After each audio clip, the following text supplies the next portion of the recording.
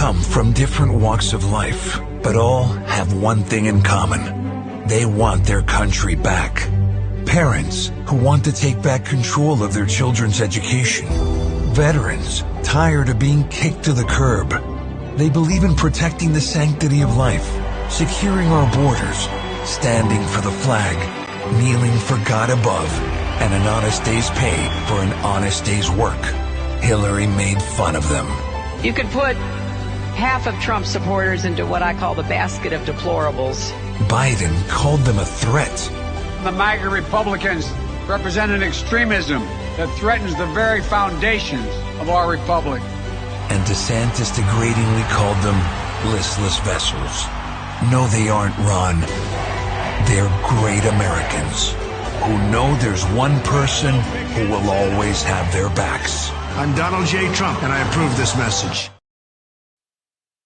Good morning, good evening, good afternoon. Welcome, welcome, welcome. Hope everyone is doing well. We have one hell of a night tonight. It is going to be...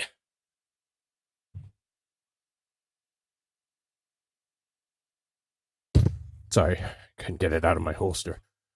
Damn it. So, it is going to be President Donald John Trump, former President Donald John Trump, if you believe that, followed by, in his speech at the UAW, followed by the second GOP debate. While we're waiting on Trump to pop up here, the second GOP debate will have all the characters that the first one did, except for that one guy that nobody liked. Forget what the hell his name was. It's not important. Who was it? So there's 7 instead of 8 this time. So we have former Vice President and Major Cuck, Michael Pence. We have, I don't know what to think of him, but I'm not liking a lot of things he's saying right now. Ron DeSanctimonious. We have, race baiter and, definite bought and paid for Nikki Haley. We have low energy and boring as shit Tim Scott, but I like Tim Scott. We have the fattest man outside of Lizzo and Christie. We have, I don't know why you're even in the race, Vivek Ramaswamy. And we have that kind of boring guy from North Dakota, Governor Doug Burgum. Donald Trump will obviously not be there. So the Asa Hutchinson is the individual that did not reach the primary polling threshold set by the RNC. So he will not. Oh, well, and he should have, the more that we learn about it. Certainly. So, Asa Hutchinson will not be at this debate. He did not poll enough. The former Arkansas governor who served in the Bush administration, he did not poll well enough to make it to the debate. That sucks for him, not for us. So, let's say hello, and we'll get right into it. Genos, what's up? Dog Mama, hello, hello. I am Digger420, and I approve this message. Thank you, Digger. And no, eyebrows didn't make it. They weren't bushy enough. He'll get better. So, we're just waiting on Donald Trump. He is in Clinton Township, Michigan. He's at UAW, Clinton Township. He's expected very, very soon. I guess I can bring this up. I have Fox.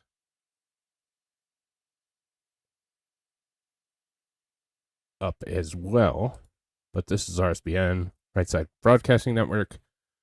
So this was not a ticketable event. I was going to try and make it, but it was not a ticketable event, so I was unable to attend. However,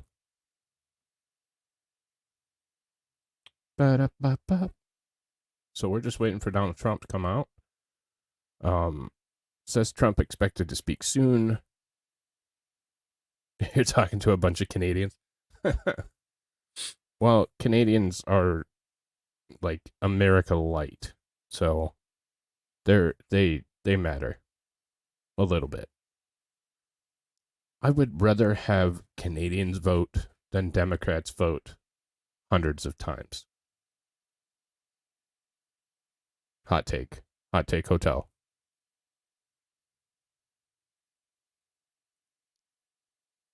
Dog Mama is not a Canuck. She is a Texan.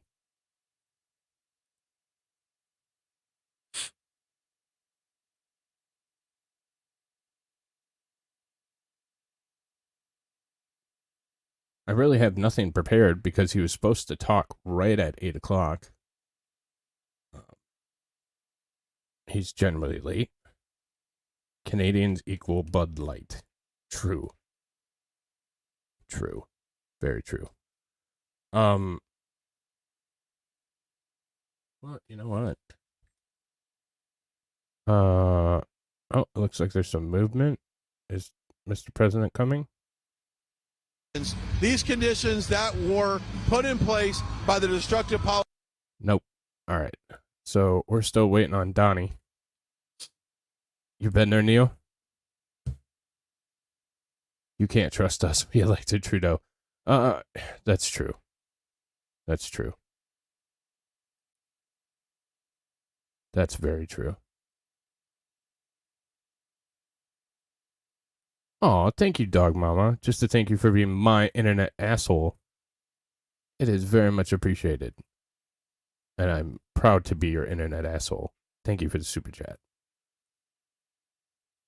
Thinks Trumpster's going to be laid on purpose to affect views of the RNC thing. See, I thought initially that he would have just went on at 9, but maybe that was too blatant. Maybe that was just too blatant. He's generally late. I've been to many of his rallies. He's generally pretty late. So, he can be, it's not uncommon for him to be quite late. So.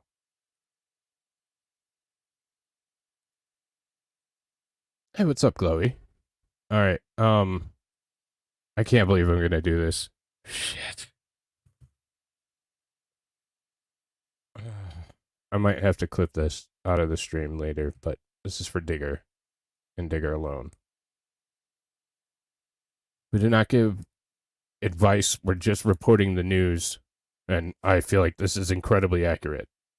I don't know that, can't confirm it, but I also want to reiterate how deeply sorry Canada is for the situation this put President Zelensky and the Ukrainian delegation in.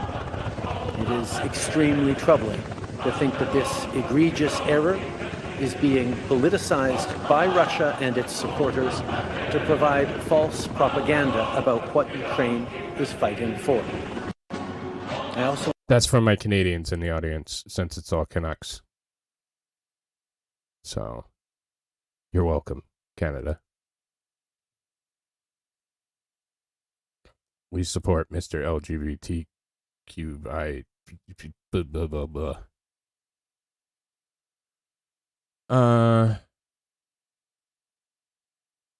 Blah blah blah. Oh, he's back. He's backtracking. Okay, that makes sense. Yeah. Okay. So I didn't know what the context of it is, but so here's the original full clip. Not that the other one was edited in any way, but this is the full clip. So this one's 1 minute and 3 seconds as opposed to 20 seconds. You know, we got to show context. In a few moments, I will address the House in front of all Canadians, in front of Jewish people here and around the world, and Ukrainians, to offer Parliament's unreserved apologies for what happened on Friday. The Speaker was solely responsible for the invitation and recognition of this man and has wholly accepted that responsibility and stepped down. This was a mistake. Oh, so it's somebody else's fault. Embarrassed Parliament and Canada. All of us who were in this House on Friday regret deeply having stood and clapped, even though we did so unaware of the context. It was a horrendous violation of the memory of the millions of people who died in the Holocaust, and it was deeply, deeply painful for Jewish people. It also You were hurt clapping Polish people, really Roma quite a people, bit. 2S LGBTQI plus people, disabled Oh, he people, fixed it. racialized He must people, be really and on the coke many tonight. millions who were targeted by the Nazi genocide. Because we know him doing it before. This is what it sounded like. I will never apologize for standing up for an LGBTQ2 plus kids' rights. So that he's been practicing. That's good. No, I don't think it was even 15 seconds. He immediately started throwing people under the bus. That's a weak leader for you. That's a weak leader. So, yeah, I think that's kind of funny. The coke was his son's dope. No, it wasn't. That was 100% his. That's what the president of India says. But I guess they hate him too, so. I know, Bobby, but what are you? Yeah. Yeah, I heard. What's up, Nandor?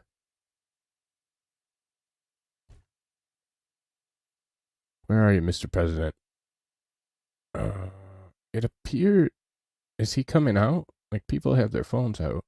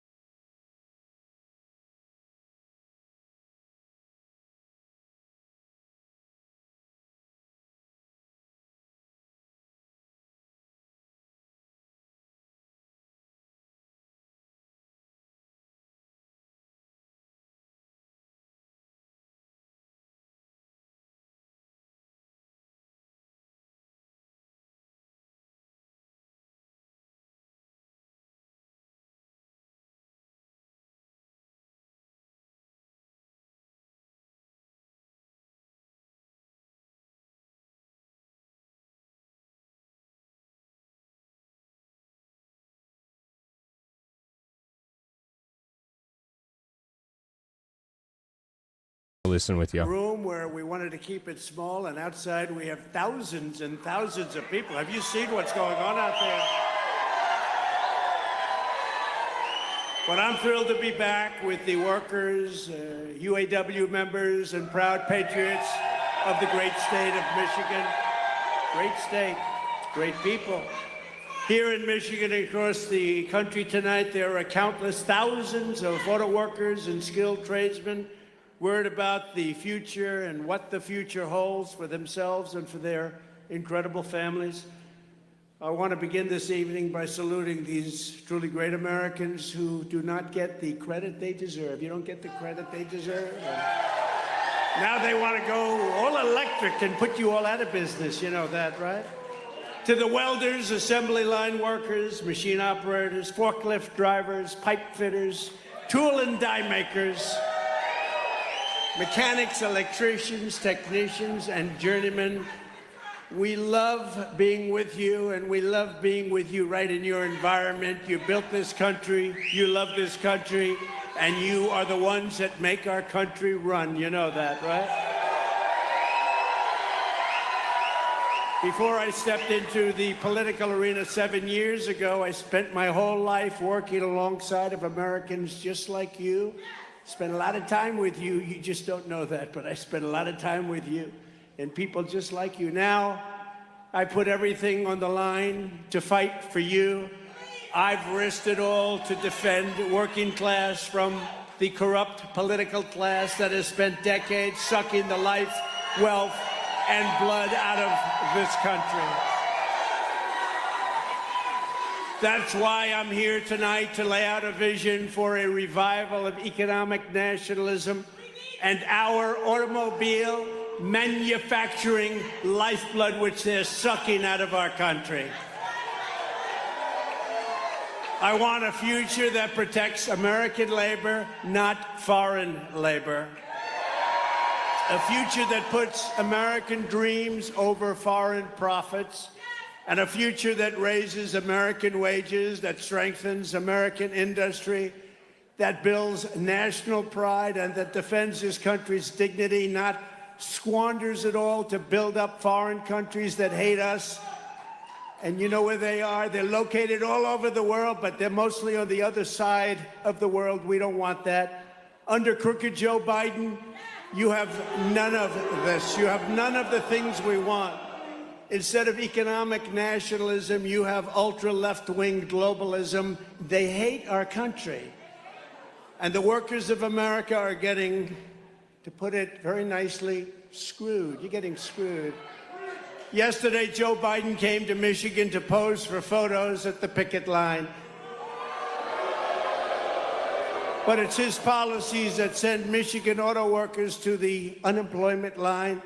He only came after I announced that I would be here. You know, he announced quite a bit later. Spoke for a few seconds. Did you notice he spoke for what, a few seconds? And he had absolutely no idea what he was saying. He didn't know where he was. He didn't know where he was. He didn't know what we were saying. Where am I? He's saying, where am I? Oh, you're in Michigan. Oh, that's great. What do they do in Michigan? They grow wheat in Michigan, he said. Don't they grow wheat? No, that's Iowa and other places. Biden's cruel and ridiculous electrical. Think of this. He wants electric vehicle mandates that will spell the death of the U.S. auto industry. You know, it doesn't matter. I watch it. You're negotiating a contract. You're all on picket lines and everything. But it doesn't make a damn bit of difference what you get, because in 2 years, you're all going to be out of business. You're not getting anything. What they're doing to the auto industry in Michigan and throughout the country is absolutely horrible and ridiculous. Hundreds of thousands of American jobs, your jobs, will be gone forever because crooked Joe Biden is selling out. But I don't think it's him. I don't think he actually knows what the hell he's doing. He doesn't. She says he doesn't know. He doesn't know. It's not his fault. Let's not blame him. But he's surrounded with radical left Marxists and crazy people, fascists, bad people. He's selling you out to China. He's selling you out to the environmental extremists on the radical left. People have no idea how bad this is going to be also for the environment. You know, those batteries, when they get rid of them, and lots of bad things happen, and when they're digging it out of the ground to make those batteries, it's going to be very bad for the environment. You can be loyal to American labor, or you can be loyal to the environmental lunatics, but you can't really be loyal to both. It's one or the other, and they understand that. The Democrat Party has no idea what they're doing right now. They have no idea what to do. Crooked Joe is siding with the left-wing crazies who will destroy automobile manufacturing and will destroy our country itself. They're destroying our country. You look at that at the border. We had the safest border in history. Now you look at what's happening. It's just a horror show. I side with the auto workers of America and with those who want to make America great again, and I always will.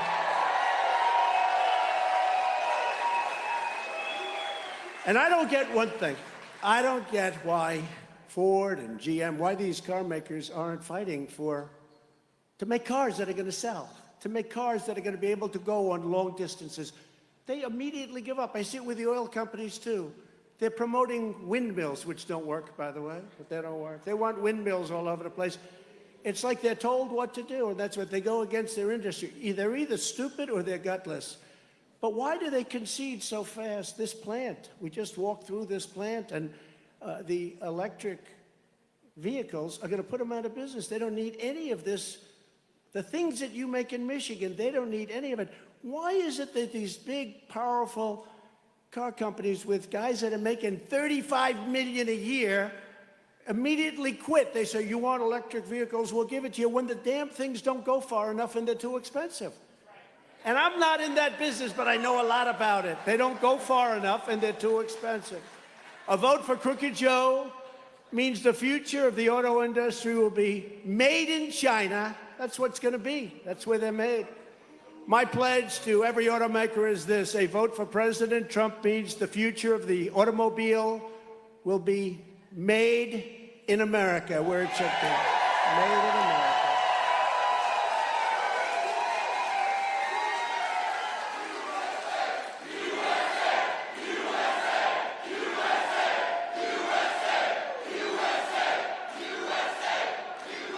It will be fueled by American energy. It will be sourced by American suppliers. It will be sculpted from American iron, aluminum, and steel. And it will be built by highly skilled American hands and high-wage American labor. That's what's going to happen. That's what's going to happen. And we'll do it first day in office.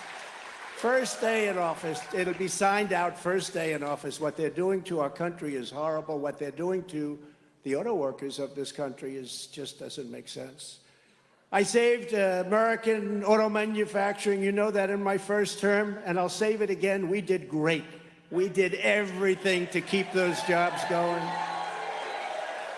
We'll save it again in our second term. Unfortunately, that's what we had to do because things happened during the election that you know about. Happened right here in this state also. And we will make it bigger, better, and stronger than ever before. That's what we're going to do. But we want to talk about it, but we talk, and we keep talking, but we don't want to talk too much. But before we do talk about the current UAW strike that we've been hearing about, and I see people really with mixed emotions because you're striking for wages, but you know your job's only going to be here for 2 years or 3 years if you're lucky. How will we rescue the auto manufacturing in the United States? Let's remember, you got to remember how we got here. For decades and decades, and I've been talking about this subject for 12 years, long before I ever thought of becoming a politician. How good was that?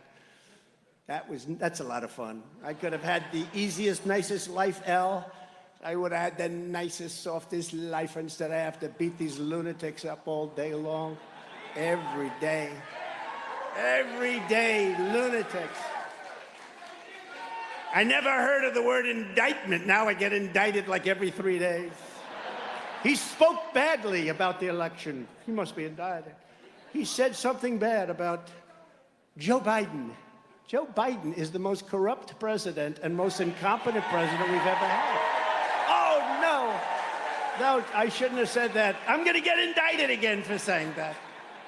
For decades, you've watched rotten and crooked politicians like Biden treat American jobs as disposable and American workers as expendable. They sat back and got rich by taking bribes to let other countries rape and pillage our jobs and our wealth. That's what happened. Joe Biden claims to be the most pro-union president in history. Nonsense. Think of it. His entire career, just think of it.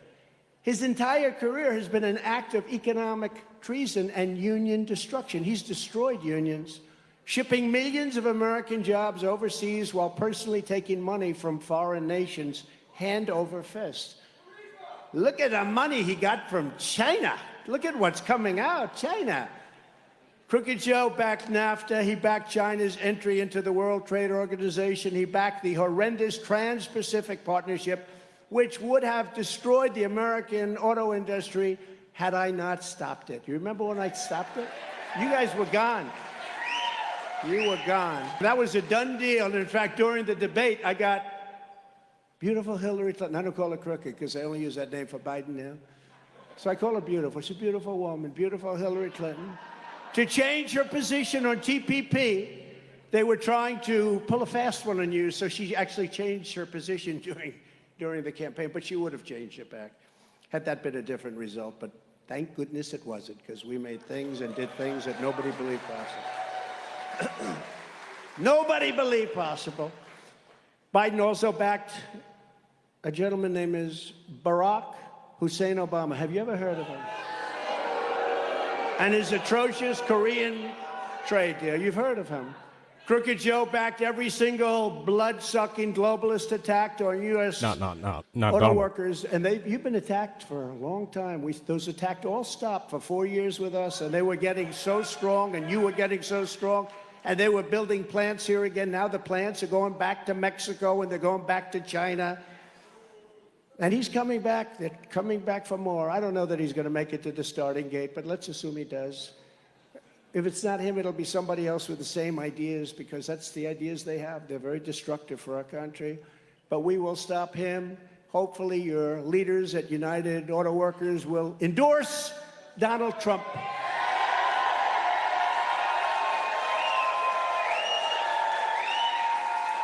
Because, you know, standard history for years and decades and years and years, they always endorse a Democrat. It's almost like an automatic reflex, and there's no reason for it, but it's a habit. It's a bad habit. Hasn't worked. Sean. Because, look, you've lost 38% of your industry over the period of 25 years. Much of it's gone to Mexico. We don't talk about Mexico. Much of it's gone to Mexico. They make plants in Mexico. A friend of mine, a great supporter, but a great gentleman who builds plants. That's what he builds, auto plants. He said to me the other day, you got to see the plants we're building in Mexico. I said, well, how do they compare to the U.S.? He said, not even a contest. And I said, isn't that a shame? You remember what I did? I said, you don't give us protection at our border. I'm going to charge you a tariff of 25%. We want 28,000 soldiers on our border, and we had the safest border in the history of our country. Now we have the worst border in the history of the world, by the way. After NAFTA, the United States lost nearly 4 million manufacturing jobs and almost 1 in 3 auto jobs. Joe Biden voted on that. He gave you that. Nearly 250,000 jobs were destroyed here in Michigan alone, including 40% of all auto jobs. Think of that. In fact, I had to check this number because it's inconceivable. You would think factories. 60,000 factories closed and went overseas. Can you imagine? 60,000. No, who would think that?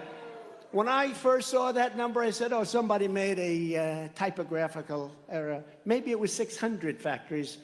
Could have been 6,000, but that sounded too high. 60,000. And the good news is, if the number was wrong, the fake news will be checking it out. So I have to say, I have to give you the right numbers. Otherwise, the fake news is out there. Crooked Joe and his payday with the Biden family, they raked in millions and millions of dollars. You see what's going on. The news doesn't really report it. Very little news reports it.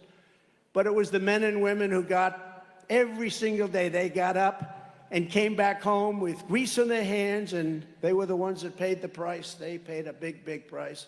The only time Joe Biden has ever gotten his hands dirty is when he's taking cash from foreign countries, which is quite often, actually. It's quite often. Based on what we're seeing, it's much more often than anyone would have thought. But can you imagine an unannounced raid on his many homes? He would have made Senator Menendez look like a baby, just like a baby. Can you imagine? You know, they gave him 3 weeks' notice. You know, they said, we're going to raid your home over documents. They gave him 3 weeks. Would 3 weeks be enough? So I can imagine. I'd like to see what he cleaned out of there. Joe Biden only cares about enriching his own family. I care about enriching your family. That's why I did this. That's why I did it. I'm working for you, not for me. That is for sure, and I always will. I will always have your back. I promise you that. I will always have your back. Yes, Sean, he is. When I came into office, the auto industry was on its knees, gasping its last breath after 8 long years. As you can see, there's a My Pillow ad. Obama use code Biden. MEAT for nothing. But you finally got a president who stood up to the. If enough of us use it, they might think about it. Damn it!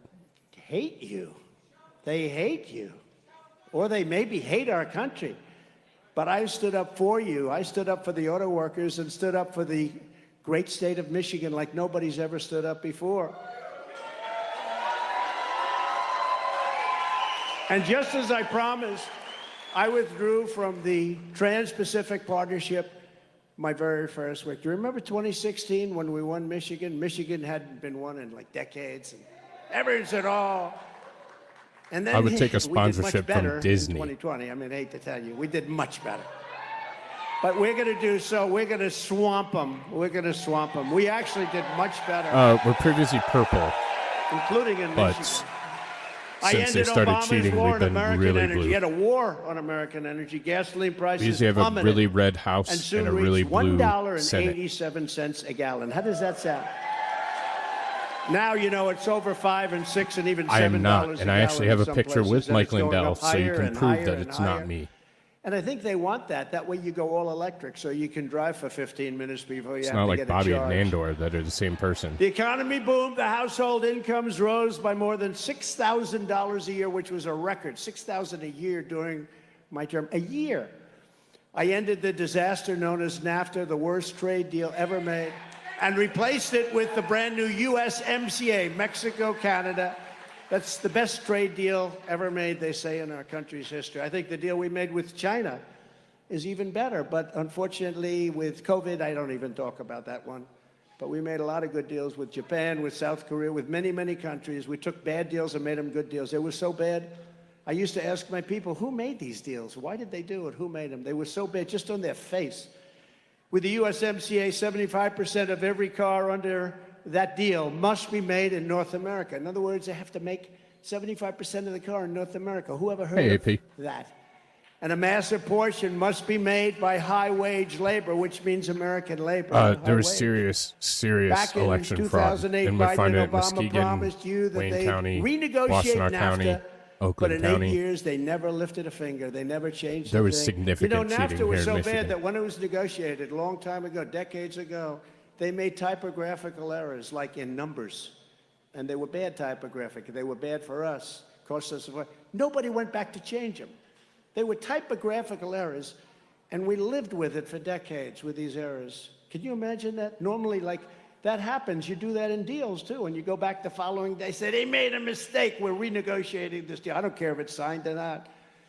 And people sort of have to do that. Legally, they have to do that. If there's an error, if there's a typography. They made typographical That's exactly errors. what I'm They saying. made errors. Maybe they weren't so typographical. The entire Democrat Party. Actually, you know, they probably made them. Whitmer. But they made these errors, and they never corrected them for Secretary of years, for State. decades. But I corrected them. You know how I did Benson. it? By terminating it. Blah, blah, blah. Terminating the whole damn deal. And I know how good the USMCA deal is because Canada, as you know, and Mexico are trying like hell to renegotiate it. They want to renegotiate that deal.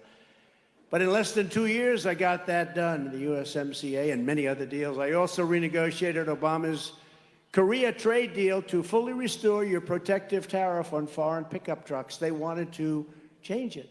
The Democrats wanted it to expire, and so did South Korea badly. They didn't want it. And without that, you wouldn't even have a truck industry. Right now, it's probably the strongest part of your industry. Without that, you wouldn't We already have an ran Mitt industry. Romney out once. So We'll run him out it's again. something I was very proud to do. His It dad very- was a not governor, easy, George but we Romney got it done, and we got it of done Michigan. properly. Michigan jobs would have been exported, while millions and millions of foreign cars would have flooded American streets. That's what would have happened. Obama and Biden didn't care one bit, but I did, and I stopped it, and I stopped it cold. I took on communist China like no administration in history, did what I've done, bringing in hundreds of billions of dollars pouring into our treasury when no You're in other Wayne County, president right, had AP? gotten I literally believe. 10 cents. And I also got $28 billion for our great farmers. You know that, right? Our farmers. That's why I say, you think I'm going to do badly in Iowa or Nebraska, any of Wisconsin, any of our farm areas? I say, you know, I don't want to be too cocky. I just got very good polls from all those, but from everywhere. Jesus, be cocky. That's okay. But who else would have done that? $28 billion. I said to the Secretary of Agriculture, Sonny Perdue, I said, Sonny, how bad have they treated us? $28 billion over a period of about 5 years. I said, they're going to pay it back. And they paid it back. They paid it back. And then perhaps my greatest unsung achievement, I kept Chinese cars the hell out of America. Is that okay with you? Is that okay? UAW, is that okay?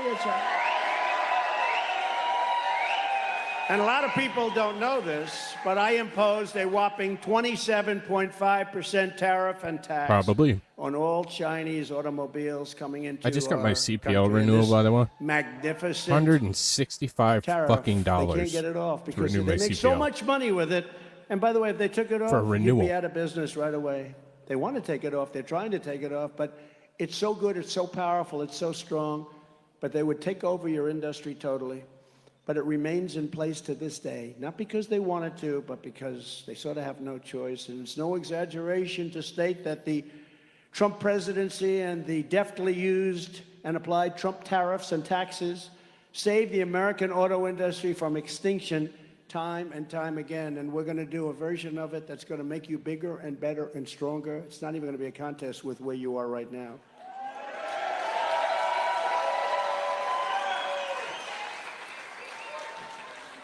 But crooked Joe Biden is back like a wretched old vulture trying to finish off his prey. Can you believe it? I don't know. I just don't know. You know, I see some of these things that are happening. I say, I wonder if he has any idea that this stuff is happening. Biden's job-killing EV mandate has... God, they make these little teeny fucking... They go like 25 miles an hour. Years from now. Do you believe that?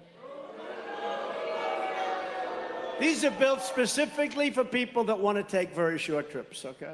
Hop in the car, darling, let's drive down to the store and let's drive back. Oh, it's crazy. It's crazy, you know. They say the happiest day when you buy an electric car is the first 10 minutes you're driving it. And then after that, panic sets in because you're worried, where the hell am I going to get a charge to keep this thing going? No. Panic! They get panicked. Despite colossal government subsidies, Ford alone is projecting to lose an astonishing $4.5 billion on electric vehicles. Why are they agreeing to this? That's what I don't understand. Why are they agreeing to it? Why does Ford and GM, why are they all agreeing to this? The cars aren't selling. They got them all over the place. You can buy them for peanuts. Why are they not fighting and saying it doesn't work? How about the trucks? The trucks go for like 1/5 of you take a Powerbilt or one of the good brands, they go for just a small amount of time compared to a diesel-fired truck. Diesel-fired. You're not even allowed to say the word diesel-fired. Oh, that's bad for the environment. No, bad for the environment is having trucks all over the place that don't go. But on the electric vehicles this year, to comply with the mandate is 60,000 loss. They're going to lose $60,000 for every car produced. That sounds like a great deal. But honestly, for UAW and for auto workers and for everybody and for the country, it's not sustainable. So they may try and do it, and I don't know, they're trying to do something for the environment. By the way, that's worse for the environment than what we're talking about. Much worse.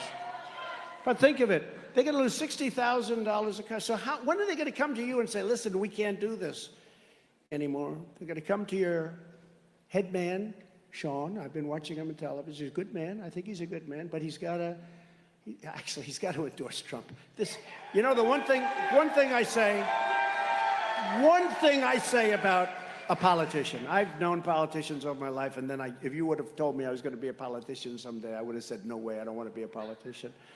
But the one thing I know is when you go out and you come out with an idea early, and then you in an election and you sort of lose that idea, you always come back to that idea.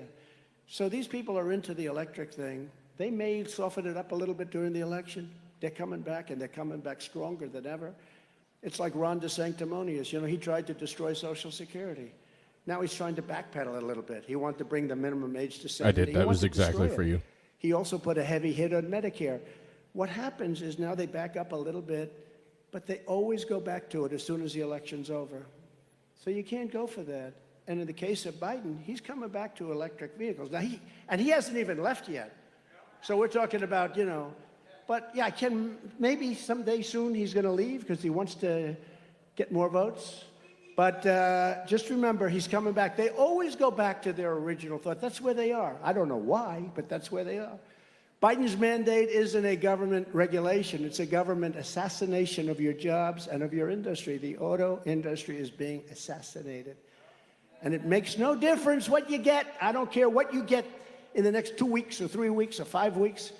They're going to be closing up, and they're going to be building those cars in China and other places. It's a hit job on Michigan and on Detroit, and that's not sustainable. These numbers are not sustainable. No company can afford to lose $60,000 a car. It's going to be more than that.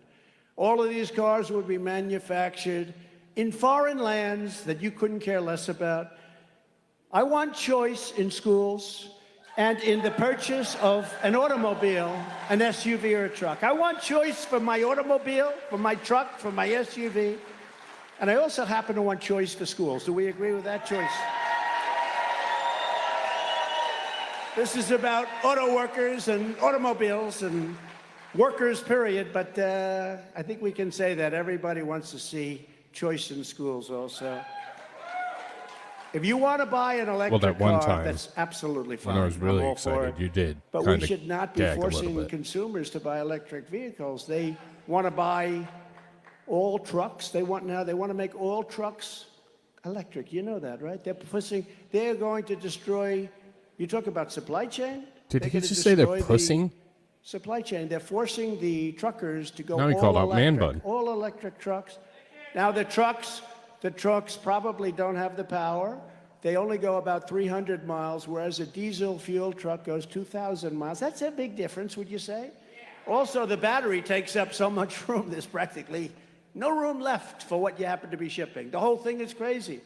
They want to do it with boats, too. I was with a boating manufacturer in a great state, South Carolina, with a great governor, by the way, Henry McMaster. And we were there 2 days ago, and I asked him that question. I said, he said, yeah, they want us to go all electric. I said, how does that work for a boat? He said, the entire boat would be like one big battery, we'd have no room for anything else. I said, what happens if the boat has an accident, starts sinking? Do you get electrocuted if the boat sinks? The guy said, I've never thought of that, actually, but I think I gave him an idea, actually. Now, can you imagine the boat goes down and you're sitting on top of a battery? I don't feel good about that, right? In other words, you have to stop approximately for a truck 6 times for the same trip. How are they going to stop 6 times? And yet, it's not stopping these lunatics in Washington. These are lunatics. These are deranged people. And I'm not saying you can't buy an electric car. If you want to buy an electric car or a hybrid or an all-gasoline car or a truck, that has to be your choice. You should have that choice. It's great, right? I could see electric cars working great for certain uses, short-term, short-distance uses. We have unlimited gasoline. Remember that. We have unlimited. China doesn't. We have unlimited gasoline. For 500 years, we have gasoline, more than any other country in the world.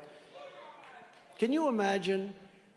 A few years ago, we were energy independent. Now we're begging countries to give us gasoline. Can you imagine? Now, can you even imagine? And we had the best, the lightest, the sweetest. We have the best stuff. Now we're getting it. We're taking tar. Tar. You know what tar is? It's like tar that they have to refine. You know where they refine it? In Houston, Texas. We take tar now from Venezuela. Venezuela was supposed to be the bad guys. Timu is so fucking Venezuela's addicting. getting rich. I get we're you, Neo. refining their tar. And we're not taking I need to our stay away too. beautiful stuff. We have the best stuff, but we have the most. We have more than Saudi Arabia, more than Russia. We were energy independent, and we were going to make our fortune, and we were going to sell it to Europe. We were going to pay off our debt. We were going to lower taxes still further. It's amazing. And then these people came in, and they have no clue, or they have a clue, which is even more dangerous in a certain way.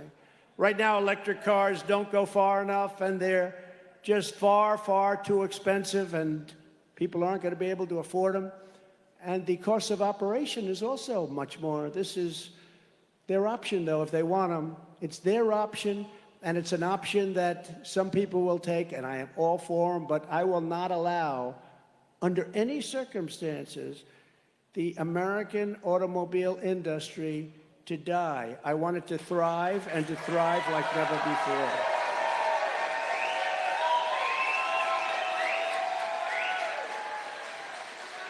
So we're here today at Drake Enterprises, a family-owned, beautiful place. They gave me a tour. I said, this place is beautiful. I said, come on, let's go. I got to go fast. I got to make a speech. It's all over television, this speech. You know, we're competing with the job candidates. They're all running for a job. No, they're all job candidates. They want to be in the, they'll do anything. Secretary of something.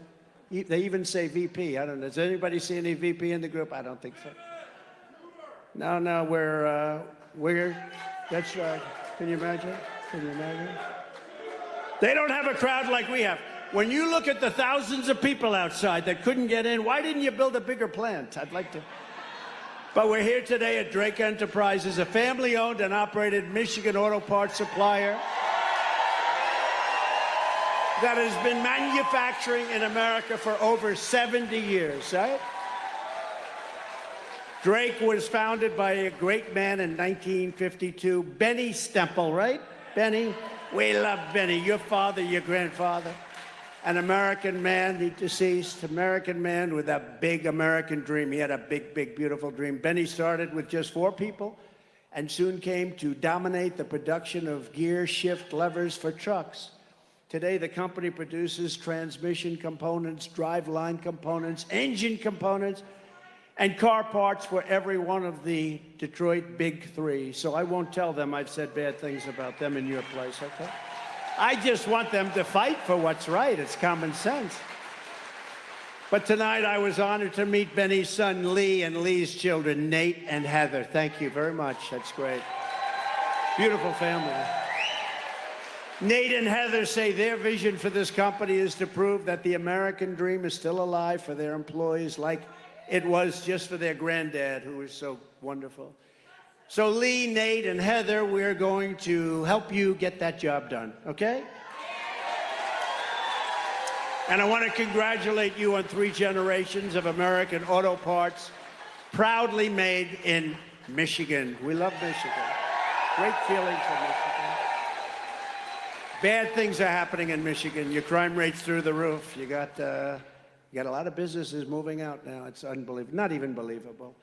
Today, nearly 100% of Drake's business is producing components that go into vehicles with internal combustion engines, the very product that Joe Biden and the radical left Democrats and fascists, Marxists, now they want to make them, for whatever reason, illegal. Figure that one out.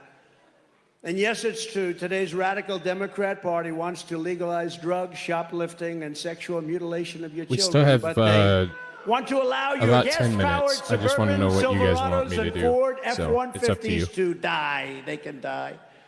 Under a Trump administration, gasoline engines will be allowed. And sex changes for children will be banned. Is that okay? I think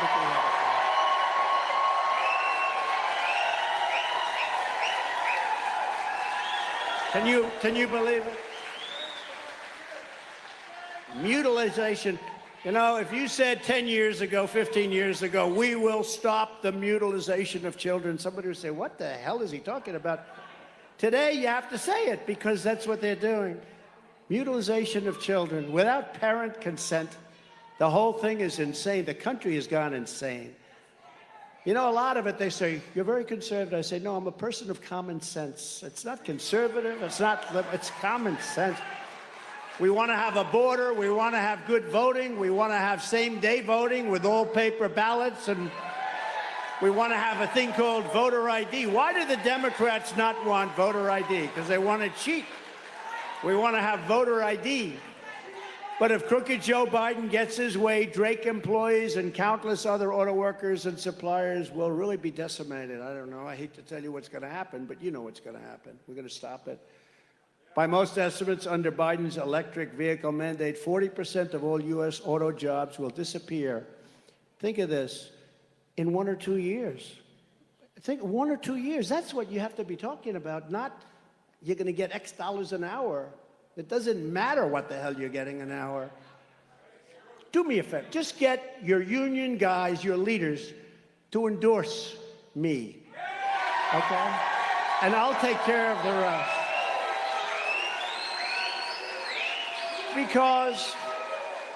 Because in looking over the statistics now, they're saying, but the real number will be 100%. Because under Biden's mandate, the entire car industry will be packed up and shipped to China, which controls over 80% of the supply chain for electric vehicle batteries. They control the whole thing. So they think close to 100% of the business will be gone. Every time Joe Biden and the UAW's political leadership talk about I think that's a what fair we'll probably transition do. to all electric cars, I haven't looked at the poll yet. Let me look. American labor will be under siege. Ooh, it's damn not close. Going to work for you. Why don't It we can't run work. Trump all the way and through? I learned a lot today with and this then great family. I tell you, we'll they just said, start the it just debate right won't work. after. They don't and need go from there. anything that you have right here in Michigan, and they have beautiful Probably products. going to put that in the poll. There's no such thing as a fair transition to the end of your So way I'll of keep life. the debate You're gonna paused lose your once it beautiful starts, way and of then life. we'll switch over For after auto Trump's workers, done Biden's speaking. forced transition just is pick it a up from transition to hell. It's a wherever transition we to start. hell. No. It's a transition to unemployment and to inflation without end. The inflation that you have now, we didn't have inflation. We had the greatest economy in the history of our country. You know that because you went 4 years like you've never had in your history, in the history of Michigan. To the striking workers, I support you in your goal of fair wages and greater stability, and I truly hope you get a fair deal for yourselves and your families. But if your union leaders will not demand that Crooked Joe repeal his electric vehicle mandate immediately, then it doesn't matter what hourly wage you get. It just doesn't make a damn bit of difference, because in 2 to 3 years, you will not have one job in this state. And you've seen it happen before. You've seen what happened where massive percentages of your industry went to other countries like Mexico, like China, like South Korea, like Japan. In other words, your current negotiations don't mean as much as you think. I mean, I watch you out there with the pickets, but I don't think you're picketing for the right thing. But if they endorse me, your leadership, you can tell them I said it, although I have a feeling they may be watching tonight. Because, you know, when Biden came here yesterday, they only had 11 people. I'll bet you we have 10,000 people standing outside. Right? I think we do. That's... In fact, for a little while, we're driving through, the people are going crazy. I said, is this a rally tonight?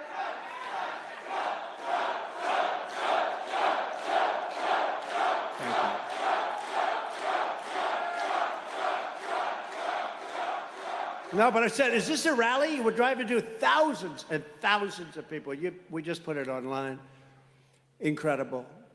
The great Dan Scavino put it online. Where's Dan Scavino? The great Dan Scavino. He gets everything. He sees what's going on. Thank you, Dan. Where is he? One of the greats of all time, most powerful men in politics. He controls the internet. The great Dan Scavino. Get over here for the cameras, Dan. Get over here.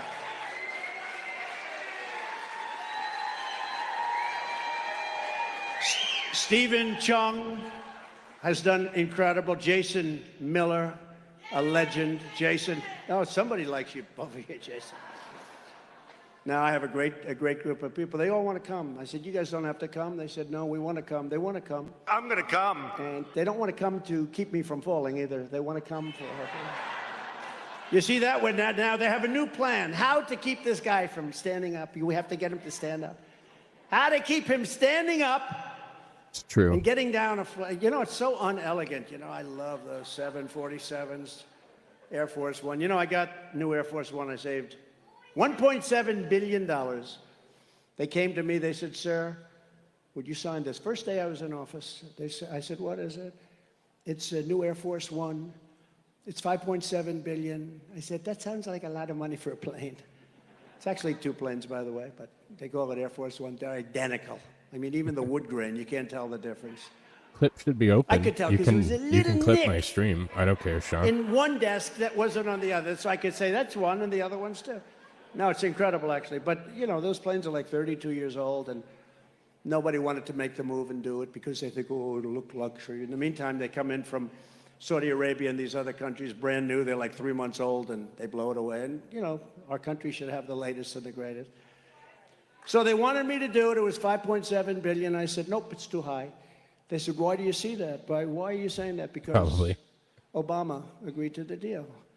If they agreed to it, it's too high. So the head of Boeing came in and he said, sir, we have to get 5.7. I said, nope, I'm not doing it. I was supposed to sign it. I will. It might take me a minute, doing but I'll do not it. for 5.7. Has to have a 3 on it. I didn't know what that meant, except I knew it was a hell of a cut, right? Right? Right, Al?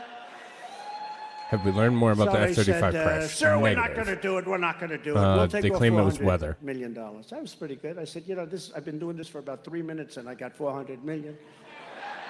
Can you imagine the money these people make doing these plans?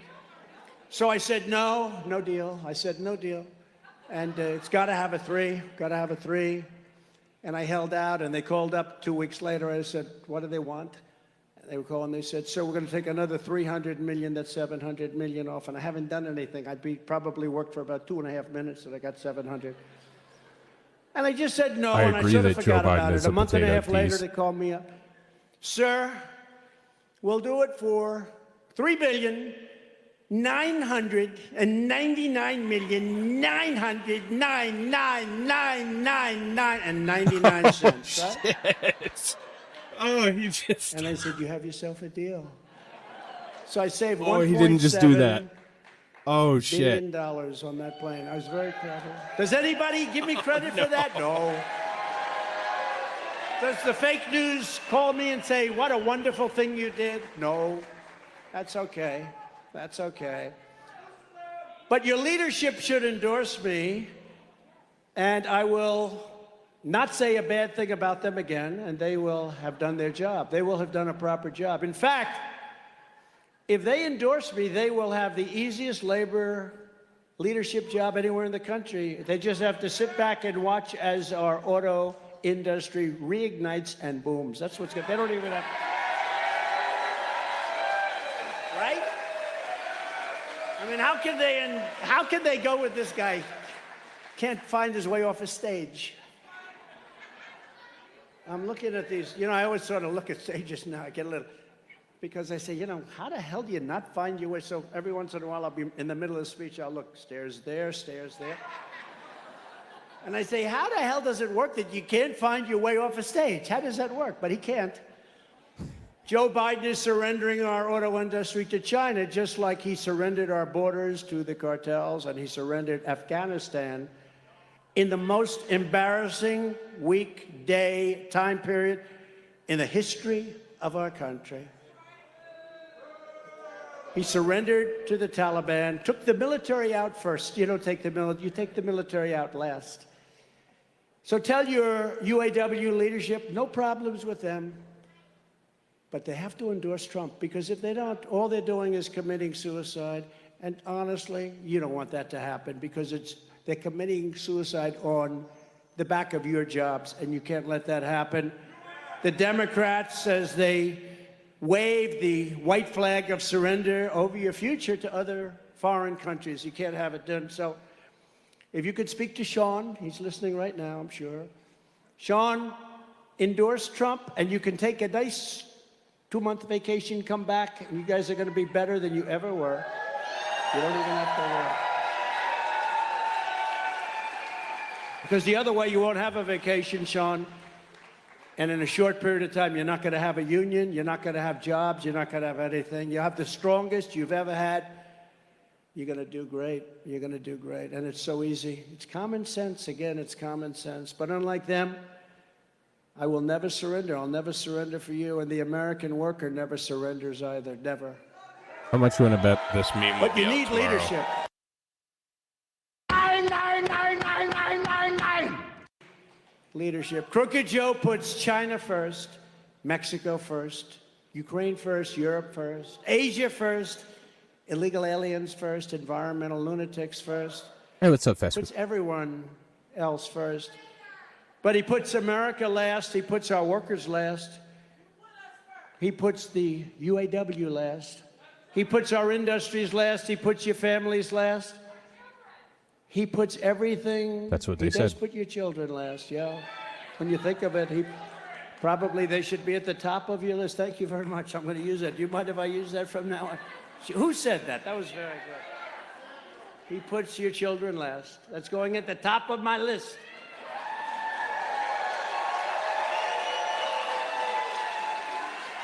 He puts everything that's good last.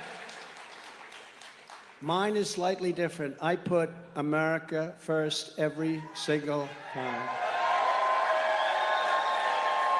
So let me say to every UAW member and skilled workers all across our nation, Joe Biden, the Democrat Party, and their political cronies, cease to serve The debate is your on. interests. I will switch A to long it time from ago. They the don't care start about of you. it as soon as Donald Trump is done he speaking. came here yesterday. What did he have? 9 people, right? 9. We have 9,000 people outside. He had 9 people. And that's because they didn't know we were coming. They didn't even know we were coming. They just found out.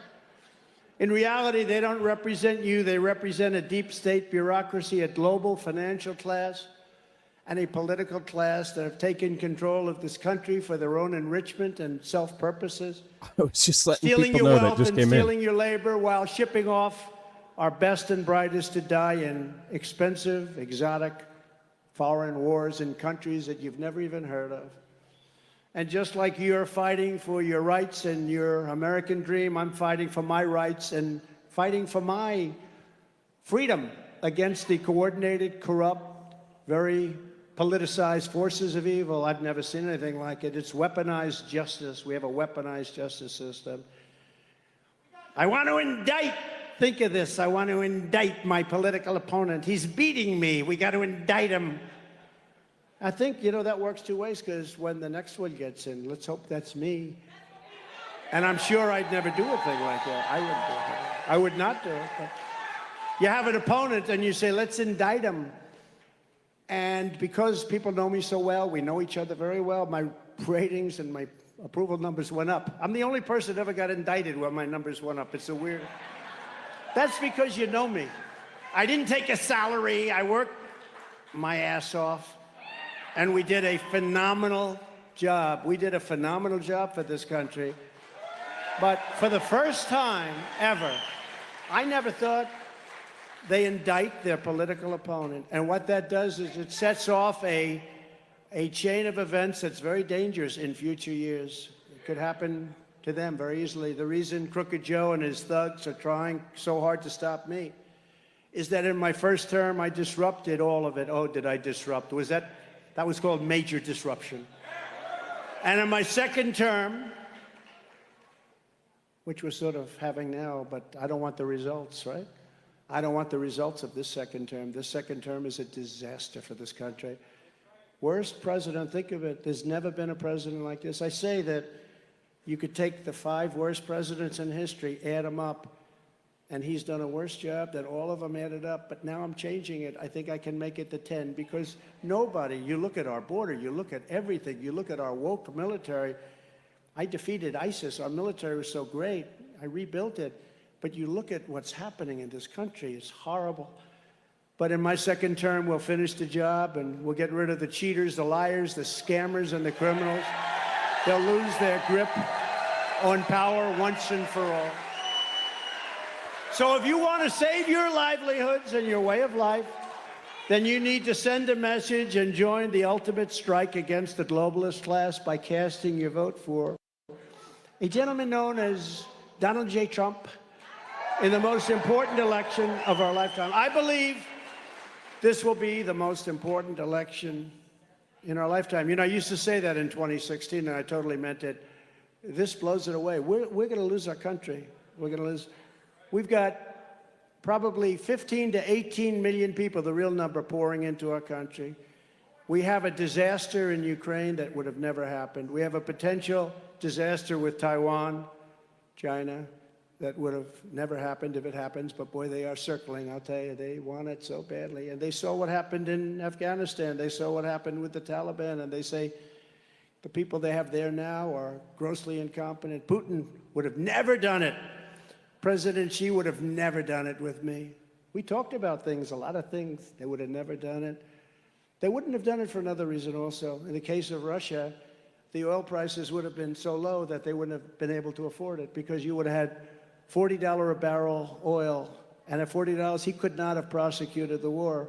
But at $115, he made a fortune and makes a fortune with the war. It's up there again now. I don't know if you've been watching. It's getting up there again now. So give me 4 more years and I will give you the end to this horrible globalism that's killing our country. I'll give you the return of the United States of America as the greatest and strongest industrial nation in the history of the world. Together, we will dismantle the corrupt power structure that has feasted on the suffering of the American auto worker and the workers of any kind, not just auto workers, workers of any kind. We will cast from power the financial forces that have turned American cities into ghost towns to build skyscrapers in Beijing, China. We will wield every lever of government to defend you and to hold accountable those who have profited from the betrayal and suffering of the American factory workers. So sad to see. As your 47th President of the United States, I will be your protector, I will be your advocate, and I will be your greatest champion, the greatest champion that you've ever had.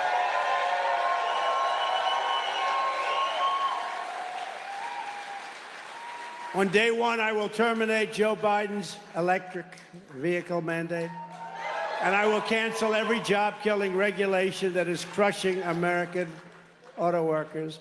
I will unleash a thing called American energy, stop the ban on the internal combustion engine, and we will drill, baby, drill, and we will make zero environmental difference.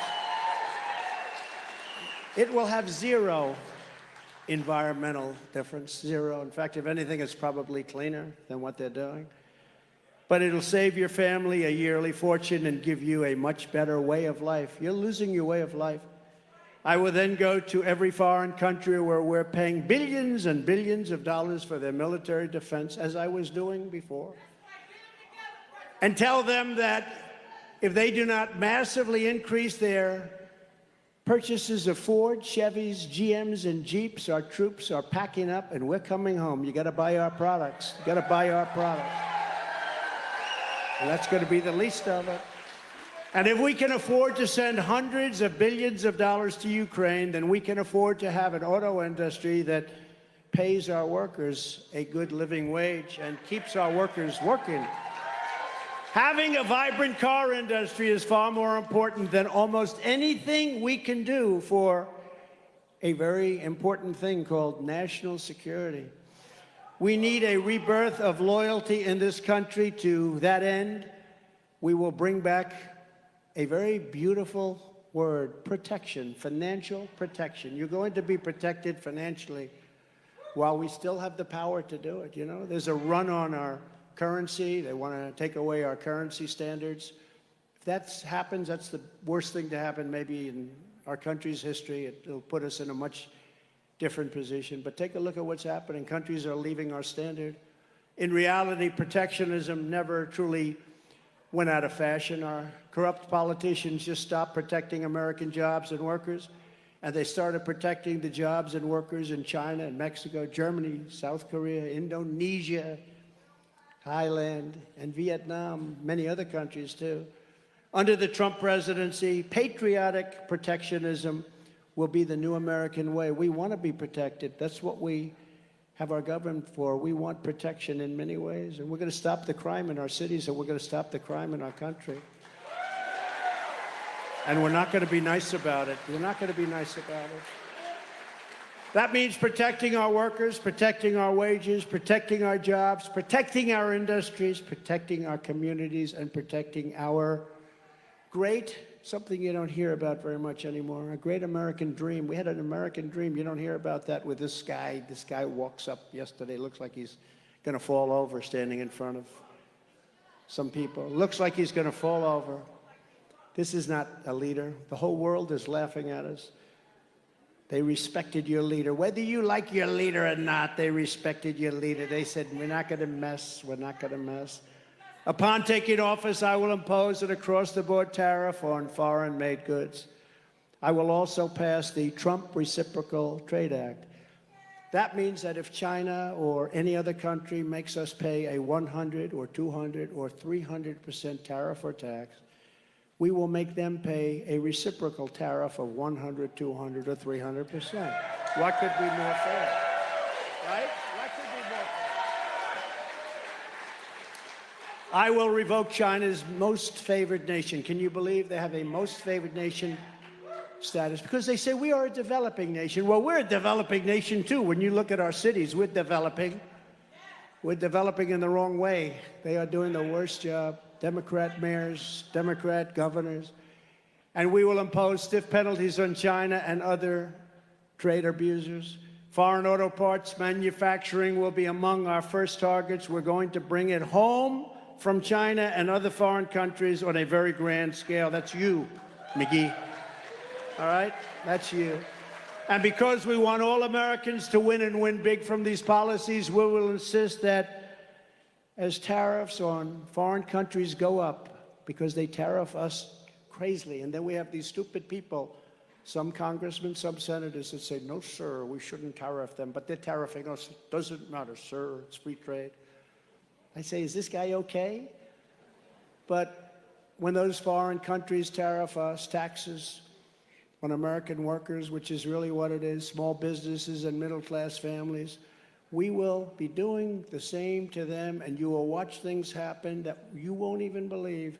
For one thing, you're going to bring back jobs at levels. You know, China, they put a big tax on us when we sell a car, a truck, or anything. And they say to the American companies, we don't want your trucks from America. Come over and build a plant over here. So they're building plants all over China. How stupid is it? We should do the same thing. And we started doing the same thing, and we were doing the same thing. I gave you the largest tax cut in the history of our country, larger than the Reagan tax cut. And we'll do it again. We'll deliver tax cuts, the likes of which you've never seen before. You will do better, make more money, and have a more secure job than you've ever had before. Best of all, they will be fully paid for by outsourcers and foreign producers who will be paying trillions and trillions of dollars into our treasury for the privilege of doing business in the United States of America. Isn't that nice? Going to get rid of a big portion of our deficit, too. We're going to tariff and tax them, and you, the American worker, will be the primary beneficiary. And in conclusion, I don't need to tell anyone in this room what the globalist and trade abusers did to the people of Michigan.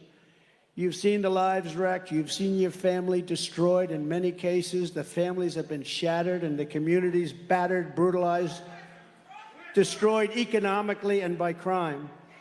But my message to you tonight is that Michigan's abuse under Joe Biden will end, and I will take you to new heights never dreamed of before, never even dreamed of. The Wall Street predators, the Chinese cheaters, and the corrupt politicians have hurt you. I will make you better. Very simple. I will make you better. For years, foreign nations have looted and plundered your hopes, your dreams, and your heritage, and now they're going to pay for what they have stolen and what they have done to you, my friends. We're going to do it together. We're going to take their money. We're going to take their factories. We're going to rebuild the industrial bedrock of this country like it used to be many, many decades ago. By the time this battle is over, the rusted-out factories will not be here in Michigan. They'll be in Beijing, Shanghai, and other parts of the world. Taking it back. We're taking it back, and it won't be hard. The gleaming new buildings and roaring production lines will be built in Lansing and Flint and Sterling Heights and Grand Rapids and Pontiac, Dearborn, and Detroit. Ladies and gentlemen, I've been preparing my entire life for this battle. We did such a great job 4 years ago. We were unfairly interrupted. Let's be nice about it. We were very unfairly interrupted, but in many ways this is better because we've seen what a bad job they have shown us, what a horrible job they do. And we'll be able to do things that nobody would have thought possible.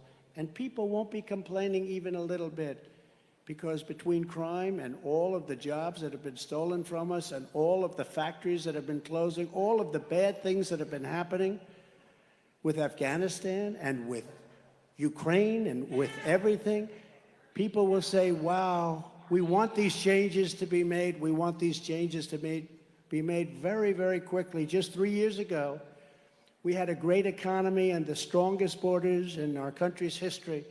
We had the best, strongest in our history. We were energy independence. Never in any color as long as it's black. Inflation. We had a rebuilt. I rebuilt the entire military, United States military.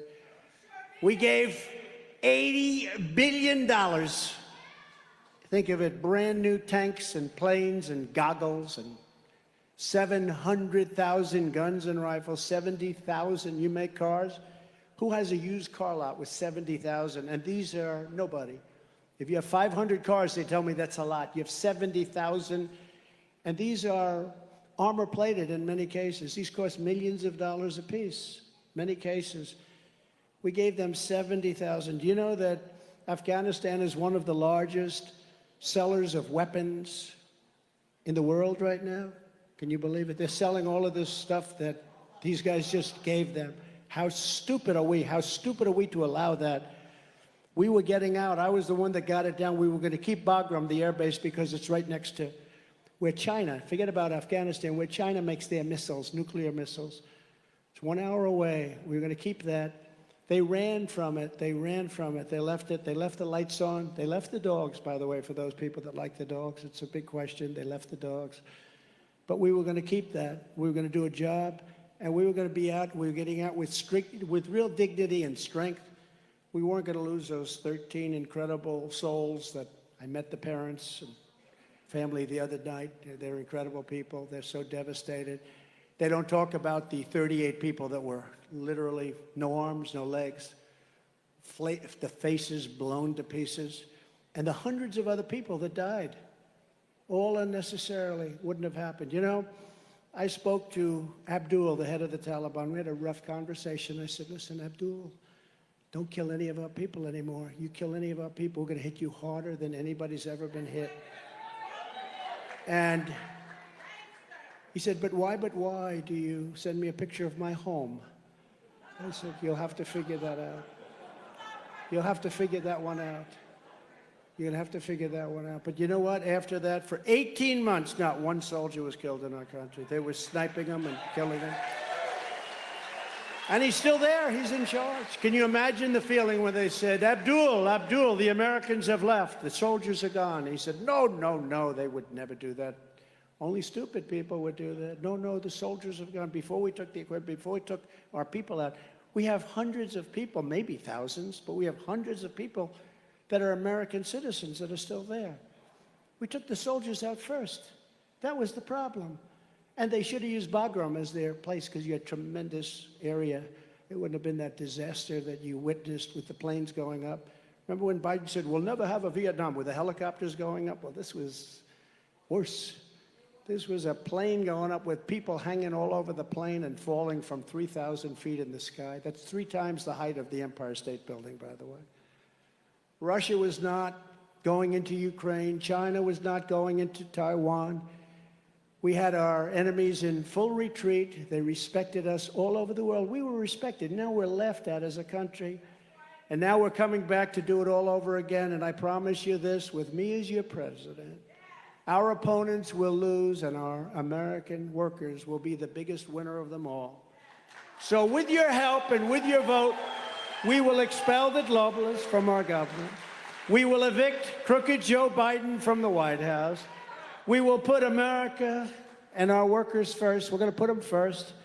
And we will do something that's very, very special that I've been saying for a long time, and we had it going at a level that nobody ever thought possible. We will make America great again. So thank you. God bless you, Michigan, and God bless you, auto workers, and God bless America. God bless everybody in this room. Thank you all very much. So nice. Thank you. Thank you. Thank you very much.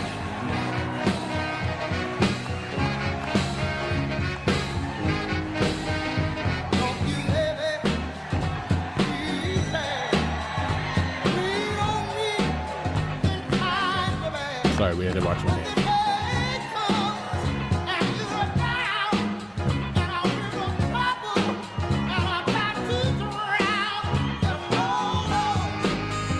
I don't want to get struck for the music. So, all right. He does inject his Trumpisms into his teleprompter speech, and it's beautiful. What's up, Blvd? So yeah, I think it was a strong speech. I think it was a beautiful speech. And all I have to say is 9999. That's what we could take away from this. Stay for the ending. I'm staying for the ending. I just don't really want to copyright for that music. So.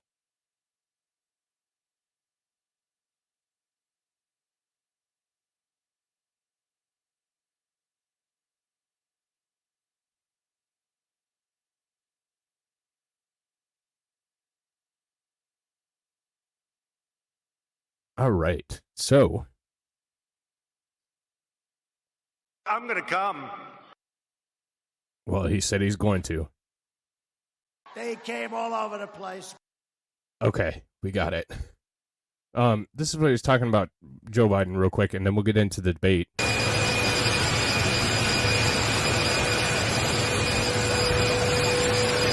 It's so fun, Sean. Hell yeah, he does.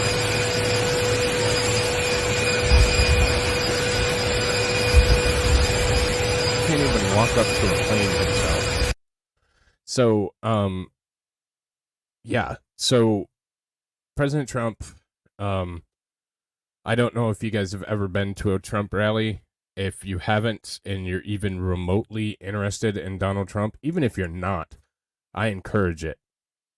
I encourage you to go and take part in a Trump rally. There is nothing else like it on this planet.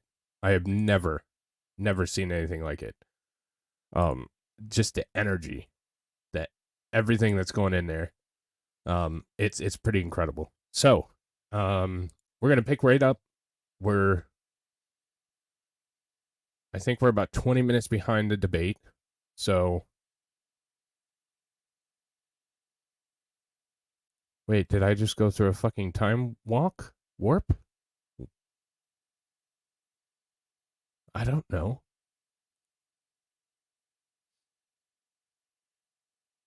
We did a truck one and I got wasted. It was a blast. Yeah. I mean, it's just incredible. It's entirely worth it. Entirely worth it. They do. That's true. He's got the shorter, and he actually, slightly tripped. He did not fall on the way down. He also tripped on the way up at Michigan. I don't know that he ever left the airport in Michigan, but that's a conspiracy. I obviously broadcast live from the location he was supposed to speak at. He didn't. He released a taped speech at a different plant or a different union hall.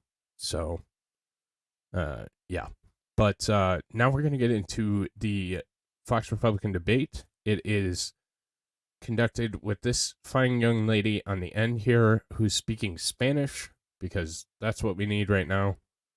And it's also broadcast on Univision. So we're going to pick it up. This is where they started introducing the candidates, and we're going to go right from here. Polls with the highest polling candidate in the middle. Standing center stage, Florida Governor Ron DeSantis.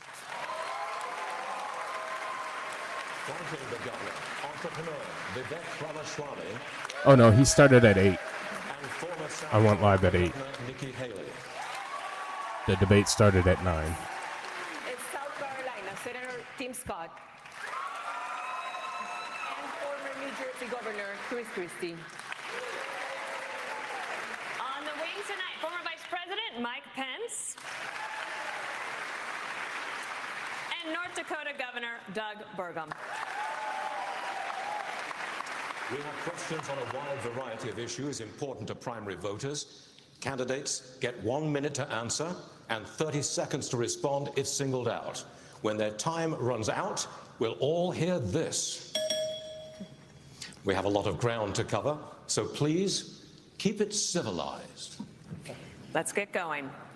We are in this spacious, sunny place tonight, designed to reflect the very nature and character of Ronald Reagan. It's a place that makes you proud to be an American. Yet today our nation is drowning in division and incivility. Voters say they dread the 2024 election and find politics exhausting. 2 in 3 Americans think the country is on the wrong track, and 3 in 4 say the economy is not in good shape. Prices are up 18% since 2020. More than half of the U.S. population has little access to childcare. 85% of Americans say their personal finances are a source of stress. Americans want to believe a leader who says, "You can follow me. I've got you. Don't worry." President Biden is trying to do that with Bidenomics.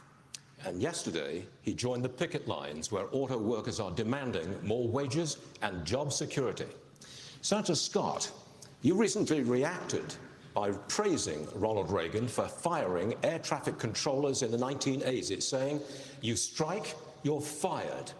Would you fire thousands of striking auto workers today, Senator? Obviously, the President of the United States cannot fire anybody in the private sector. However, we should look back at the first bill in Congress under Joe Biden. The first bill had $86 billion for the union pensions because they continue to overpromise yet underdeliver. One of the challenges that we have in the current negotiations is that they want 4-day French work weeks, but more money. They want more benefits, working fewer hours. That is simply not going to stand. I sat in a finance committee hearing when a widow came before the committee who was promised pensions from the unions, $4,000 a month. Unfortunately, it had been cut to $1,000 a month. We must make sure that we honor the commitments that we make, and one of the ways that we do that, do not overpromise and then underdeliver and leave the taxpayers on the hook. I'll say this, Joe Biden should not be on the picket line. He should be on the southern border working to close our southern border because it is unsafe, wide open, and insecure, leading to the deaths of 70,000 Americans in the last 12 months because of fentanyl. It is devastating. Every county in America is now a border county because fentanyl has devastated Americans in every single state. I will also say 6 million illegal crossings since Joe Biden has taken office. And he eliminated Title 42. The one thing he should do is finish the wall, reinstate Title 42, and get the job done. Well, I can promise you that we are going to have a lot of questions on the border and immigration. But in the meantime, we do want to talk about the economy and jobs, and especially want to talk about this strike for just a moment more. Mr. Ramaswamy, you've said you really empathize with the strikers. You're standing next to Senator Scott. Do you agree with what he said, or do you think he's wrong? I agree with some of what he said, for sure. I like the spirit of it. I'll say that I don't have a lot of patience for the union bosses. I think that's where he and I actually have a common view. I do have a lot of sympathy for the workers, however. People are going through real hardship in this country. I've been through hardship growing up. My father stared down layoffs at GE under Jack Welch's tenure at the GE plant in Evendale, Ohio. My mom had to work overtime in nursing homes in Southwest Ohio to make ends meet and pay off our home loan. So I understand that hardship is not a choice. But victimhood is a choice, and we choose to be victorious in the United States of America. You know what, if I was giving advice to those workers, I would say go picket in front of the White House in Washington, D.C. That's really where the protest needs to be. Disastrous economic policies that have driven up prices, that have driven up interest rates and mortgage rates, at the same time wages remaining stagnant. What we need is to deliver economic growth in this country, unlock American energy, drill, frack, burn coal, embrace nuclear energy, put people back to work by no longer paying them more money to stay at home, stabilize the U.S. dollar itself, and rescind a majority of those unconstitutional federal regulations that are hampering our economy. That is how we unleash American exceptionalism. And that's not a Democratic vision or a Republican vision. That is an American vision that we embrace economic growth, and capitalism is still the best system known to man to lift us up from poverty, and we should not apologize for it. That's what it means to be an American.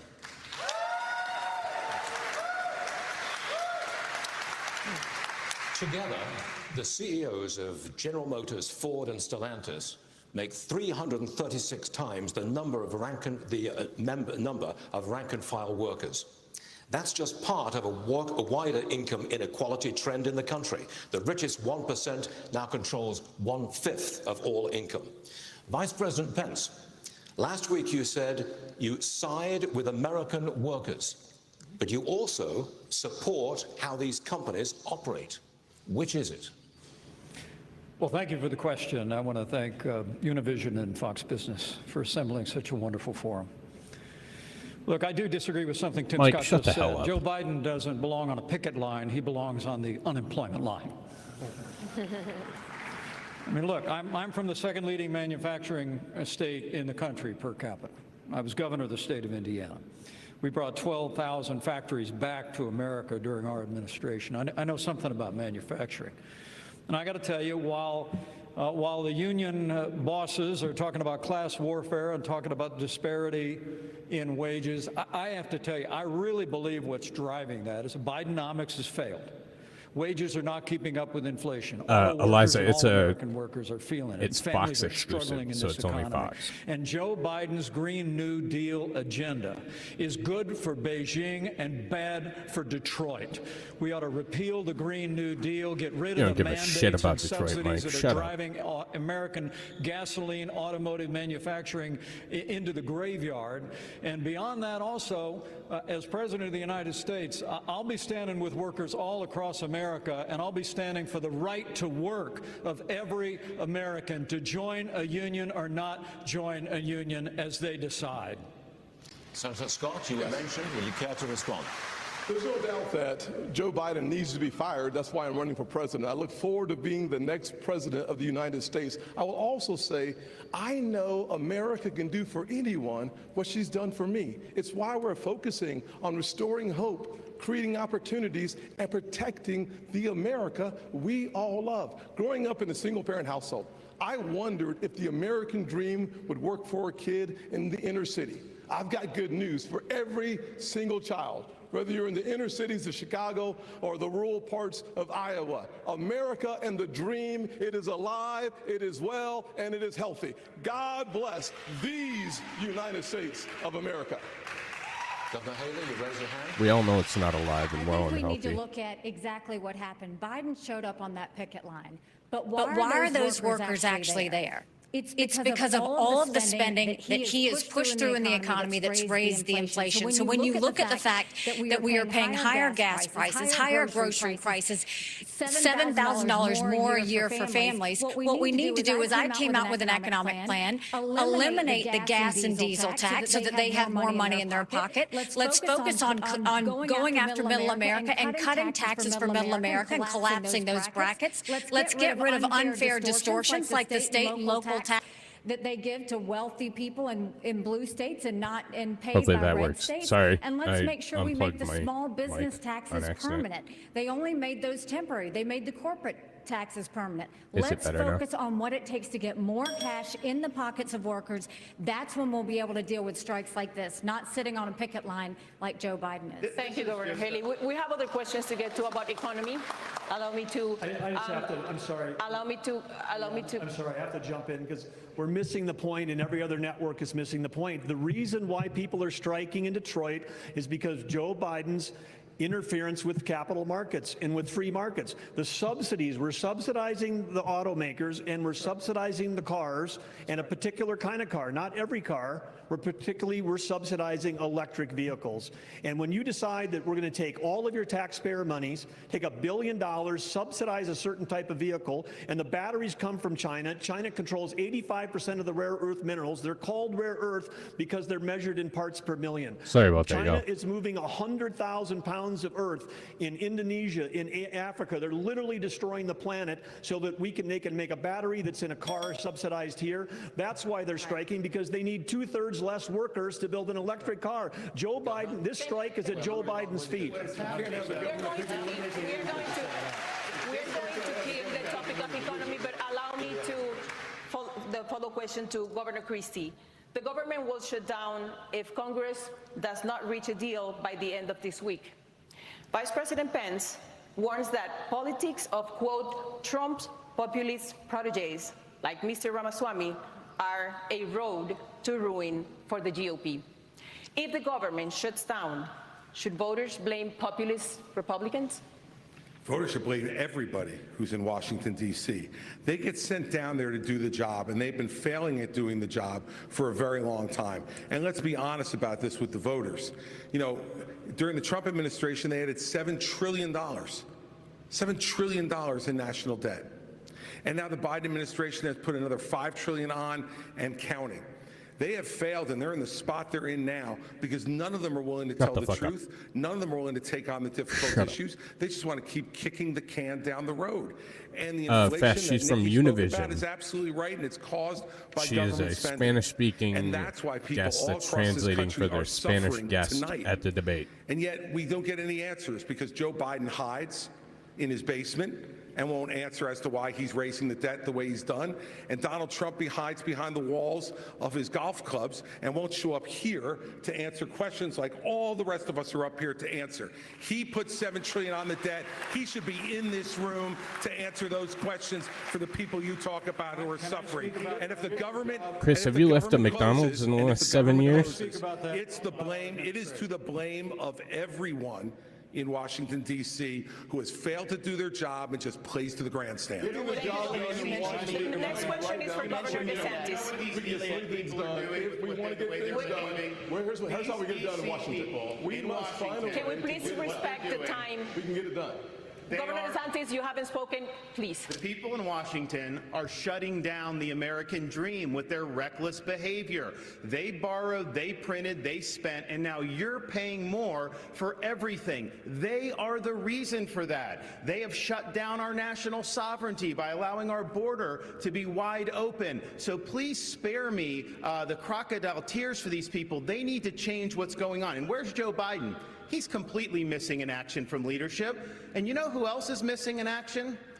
Donald Trump is missing in action. He should be on this stage tonight. He owes it to you to defend his record where they added $7.8 trillion to the debt. That set the stage for the inflation that we have now. I can tell you this, as governor of Florida, we cut taxes, we ran surpluses, we've paid down over 25% of our state debt, and I vetoed wasteful spending when it came to my desk. And as your president, when they send me a bloating spending bill that's going to cause your prices to go up, I'm going to take out this veto pen and I'm going to send it right back to them. Ilya, you mentioned me in the question. I just want to address that. I have a question that is on the minds of a lot of moms and dads and Americans, and I know that you've been thinking about it because child care costs, they are up. They're topping $10,000 per month. Some families are spending up to half of their income on child care, and they're having to decide, is it worth it for me to work, or does it not make sense for me financially? In 3 days, the billions of dollars in pandemic-era funding is going to end, and 70,000 daycares could close. So you had an effort to broaden eligibility for child care assistance. That fell apart last year. And for the moms and dads out there who are worried, what can you tell them if you weren't able to get it through the Congress? How could you do it as president? Certainly one of the things I did as a member of Congress was to make sure that we protected the Head Start programs around the country, giving people the opportunity to pick and choose the place that they send their children. The challenges that we see today under the Biden administration is that the cost for daycare has gone over $15,000 per child.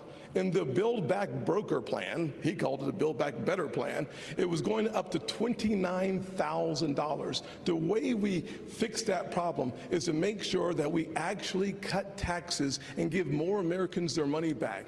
When I helped write the Tax Cuts and Jobs Act, we actually lowered a single mother's taxes by 70% on the federal level. For dual income households by 60%. Then we went a step further. We doubled the child tax credit and made it refundable. By doing that, more parents had more resources to make the decisions how to take care of their family. The one thing we should do is let the American people keep their money. When that happens, the greatest opportunities rise from the ashes. Okay, we give you 15 seconds. Go ahead. And never going to the border. Ilya mischaracterized a part of my view. I think this artificial division is unhelpful in our party. The real divide is not between the Republicans on this stage. And in the Reagan Library, I want to say these are good people on this stage. The real divide is between the majority of us in this country who love the United States of America and share our founding ideals.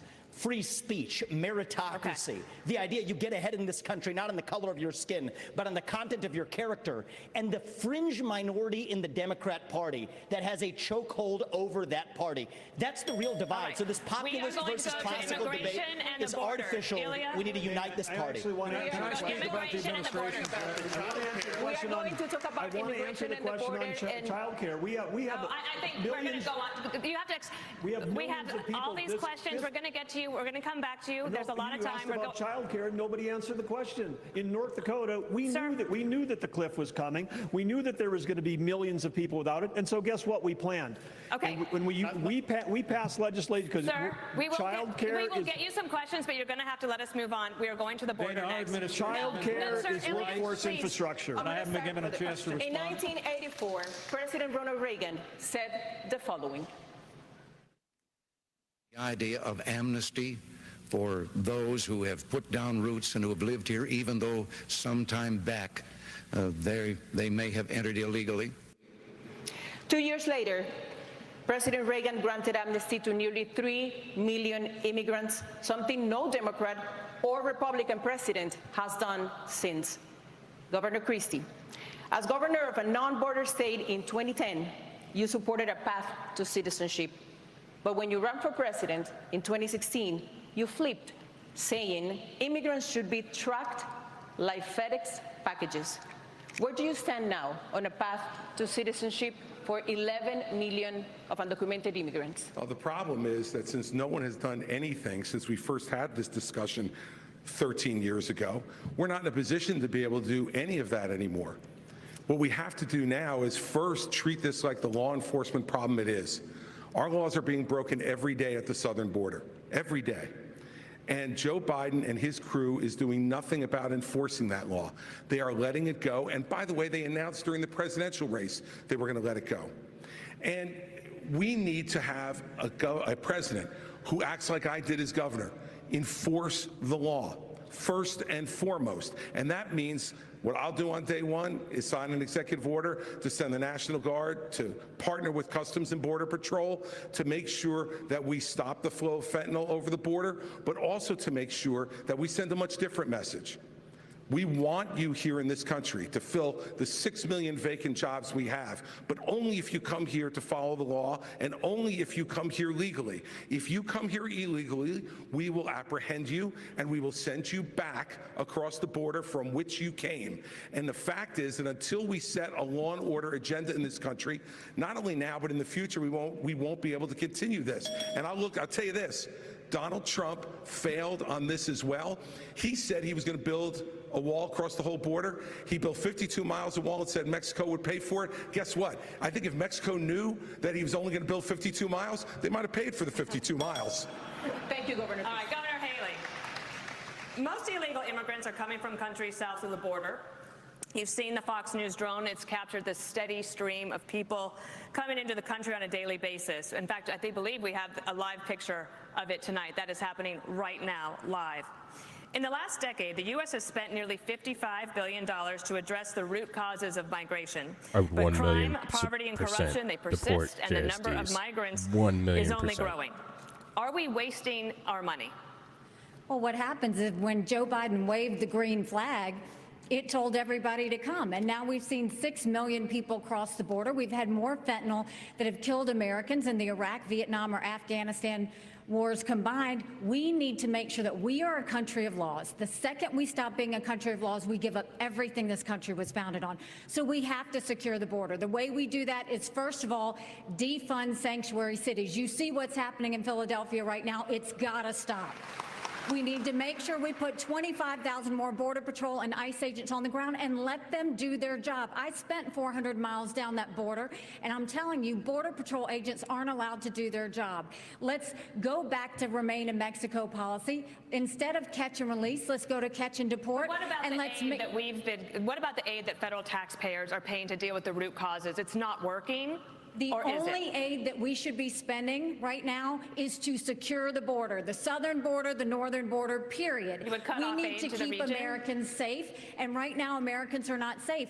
Only when we fix the immigration system, only when we get the border secure, should we ever look at putting any more money into this. Our money should be about keeping Americans safe. We're not doing that. Joe Biden's not doing that. And you mentioned Congress and shutting down government. I'll make it clear. We have to change the budget process in 4 years. In 40 years. Congress has only delivered a budget on time 4 times in 40 years. Right. If they don't keep the government open, they should not get paid. No pay, no budget. That's the way we should. Governor DeSantis, we have a question for you. Governor DeSantis, China invested $12 billion in Latin America just last year. They signed strategic partnerships with 7 countries, including Mexico. And China's military ties to the region now include arms sales and training exercises. Are you comfortable with China deepening ties with our southern neighbors? Of course not. And the reason why we're in this mess is because elites in D.C. for far too long have chosen surrender over strength when it comes to the CCP. Some people in our country got rich, our industrial base got hollowed out, and they have been able to build the second most powerful military in the entire world. We need a totally new approach to China. We are going to have real hard power in the Indo-Pacific, like Reagan, to deter their ambitions. We're going to have economic independence from China, where we're decoupling our economy, and we are going to go after the cultural power they have in this country. As governor of Florida, I banned the CCP from buying land in our state. We should do that all across these United States. We shouldn't have them in our universities. We shouldn't have Confucius Institutes. So you see a country in decline, our power's in decline. China's going to surpass us this decade, and if they do that, that's going to affect every single American household. As your president, I am not going to let that happen. I'm going to reverse this country's decline. We are going to choose strength, not surrender when it comes to the CCP. America is not a country in decline.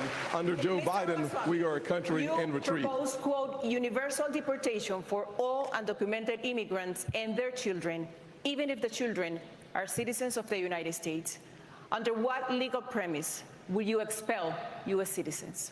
So the first thing I want to say is I agree with everything. The Republicans on the stage are on the right side of this issue. Militarize the southern border, stop funding sanctuary cities, and end foreign aid to Mexico and Central America to end the incentives to come across. But I do go a step further. You're right about that, Ilya. I favor ending birthright citizenship for the kids of illegal immigrants in this country. Now, the left will howl about the Constitution and the 14th Amendment. The difference between me and them is I've actually read the 14th Amendment. What it says is that all persons born or naturalized in the United States and subject to the laws and jurisdiction thereof are citizens. So nobody believes that the kid of a Mexican diplomat in this country enjoys birthright citizenship. Not a judge or legal scholar in this country will disagree with me on that. Well, if the kid of a Mexican diplomat doesn't enjoy birthright citizenship, then neither does the kid of an illegal migrant who broke the law to come here. And as the father of 2 sons, it is hard for me to look them in the eye and say, you have to follow the law when our own government fails to follow its own laws. That's how we really go the distance and solve this problem and restore the rule of law in the United States of America, because that is part of what it even means to be an American. Senator Scott, you oppose ending birthright citizenship. What does Mr. Ramaswamy have wrong on that issue? Yeah, there's no doubt the fact that when you think of the Constitution and the 14th Amendment, it was certainly written as it relates to slavery, not as it relates to illegal immigration. It's been applied to illegal immigration. So the challenge that we face is, in fact, one that has to do with whether or not the people that come here are under the jurisdiction of our laws. And frankly, if you come here illegally, you are not. Now, surviving a Supreme Court argument is something I can't tell you. But from a perspective of the Constitution, I think it's simple that clearly it was designed for slavery and not for illegal immigration. I'll go one step further, though. When we have a conversation about the things that are happening on this stage, we think about the fact that Vivek just said we were all good people, and I appreciate that, because last debate, he said we were all bought and paid for. And I thought about that for a little while and said, you know, I can't imagine how you could say that knowing that you were just in business with the Chinese Communist Party and the same people that funded Hunter Biden millions of dollars was a partner of yours as well. It's not nonsense. So look, here's what I want to respond. These are good people who are tainted by a broken system, and it's not the fault of anybody who's involved. Some of us are tainted. Excuse me. Thank you for speaking while I'm interrupting. While I'm speaking. Well, you said Biden paid for. If I may finish. You can't be on both sides. Gentlemen, you'll have your turn. One of the challenges we should have a focus on the issues that matter. We know we did this in China. Everybody knows that. If I may address, focus on holding Joe Biden accountable. That's what we need to be focusing on. I actually agree with Ron DeSantis. Everybody speaking at the same time, no one can understand exactly. your message. So if I may, I agree with Ron DeSantis on China. When every other CEO expanded into the Chinese market, you know what I did with my first company? We opened a subsidiary in China. But you know what I did that was different than every other company? We got the hell out of there. And when I started my next company, Strive, right when that's years ago. 2023. Right when I started my next company, Strive, to compete against BlackRock. Excuse me. To compete against BlackRock, I made a commitment that we would never do business in China. And I will say something. I think you have more than time to explain your point. Well, if I was interrupted by a lot of people here, and I want to be respectful because I believe these are good people. But I do not believe in these. We're sitting here in the Reagan Library. Yes, I wish you in did the not honor of Ronald Reagan's library, if I may. From one admirer of Ronald Reagan to another. From one admirer of Reagan to another, we cannot violate Reagan's 11th commandment. I want to hear about that. Let's have a policy debate. What's going on? Let us have a policy debate. Let's have about their record. Let's have a policy debate. And the right answer is we need to declare independence from China, and I will see that through. Vice President Pence, in 2017, the Trump-Pence administration canceled DACA, which put the legal status of 600,000 Dreamers in the hands of the courts. Dreamers work and they pay taxes. As president, if the Supreme Court ends DACA, would you work with Congress to reach a permanent solution for Dreamers? Well, first, let me say I'm glad Vivek pulled out of his business deal in 2018 in China. That must have been about the time you decided to start voting in presidential elections. So we're nice to have you participating in elections. So let me speak to this issue. Number one, I negotiated the Remain in Mexico policy with the Mexican government. We used economic power to bring the Mexican government to the table. We built hundreds of miles of border wall, and despite what's said here today, we reduced illegal immigration and asylum abuse by 90%. And as President of the United States, I can do it again. And the truth is we need to fix a broken immigration system, and I'll do that as well. But first and foremost, a nation without borders is not a nation. And we have to secure the southern border of the United States of America. I know how to do it, and we will do it again. Let me say one other thing about China. I believe he's 38. Let me say one other thing about China. Would you negotiate with Congress to give a solution to the problem that Dreamers have right now? They are on a limbo. Well, let me tell you, I served in Congress for 12 years, although it seemed longer. But, you know, something I've done different than everybody on this stage. He is indeed 38. Is I've actually secured reform in Congress. You know, Ron, you talk a really good game about cutting spending, but you've increased spending in Florida by 30%. When I was a member of Congress in 2006, right after Hurricane Katrina, Dana, you remember it, we stood our ground. I led House conservatives. We cut $100 billion out of the federal budget. It can be done, but as I said in the last debate, I'll say again, this is no time for on-the-job training. I'm going to be ready on day one to get Congress to step up, secure the southern border of the United States, build a military fitted to our times, and we're going to get spending in Washington, D.C. under control once and for all. On the other side of this break, and I propose to go to a break. How will these candidates make America safer as rising crime plagues our cities? Debate night continues in moments. While they do their own Republican crime. This has been a horrendous problem in our country. The Fox News and others have been covering it. Governor Christie, crime in major cities is striking fear into the hearts of Americans. Just last night, looters took over the streets of Philadelphia. You said in the last debate that you would use U.S. attorneys to prosecute crimes local prosecutors won't. But they are stretched as well, and they could not handle all of the lawlessness, the shoplifting, all the carjackings, the armed robberies. They're all surging. Progressive prosecutors were elected by their constituents, and they can't be fired by a president. So what would you do to end the revolving door of criminality? Well, look, Dana, I'm the only one on this stage who's done it. For 7 years, I ran the 5th largest office in this country at the U.S. Attorney's Office in New Jersey, and we set records for the number of prosecutions that we brought that still have not been broken. And the reason was that we went after the crime that was affecting people's lives. And as president, I will appoint an attorney general and instruct that attorney general that you are to put all the resources that are necessary to bring our cities back under control. The fact is, they will be stretched. There's no doubt about that, but that's what they take the job for, because they love the idea of enforcing the law. We've got to bring law and order back to this country, and not just in our cities.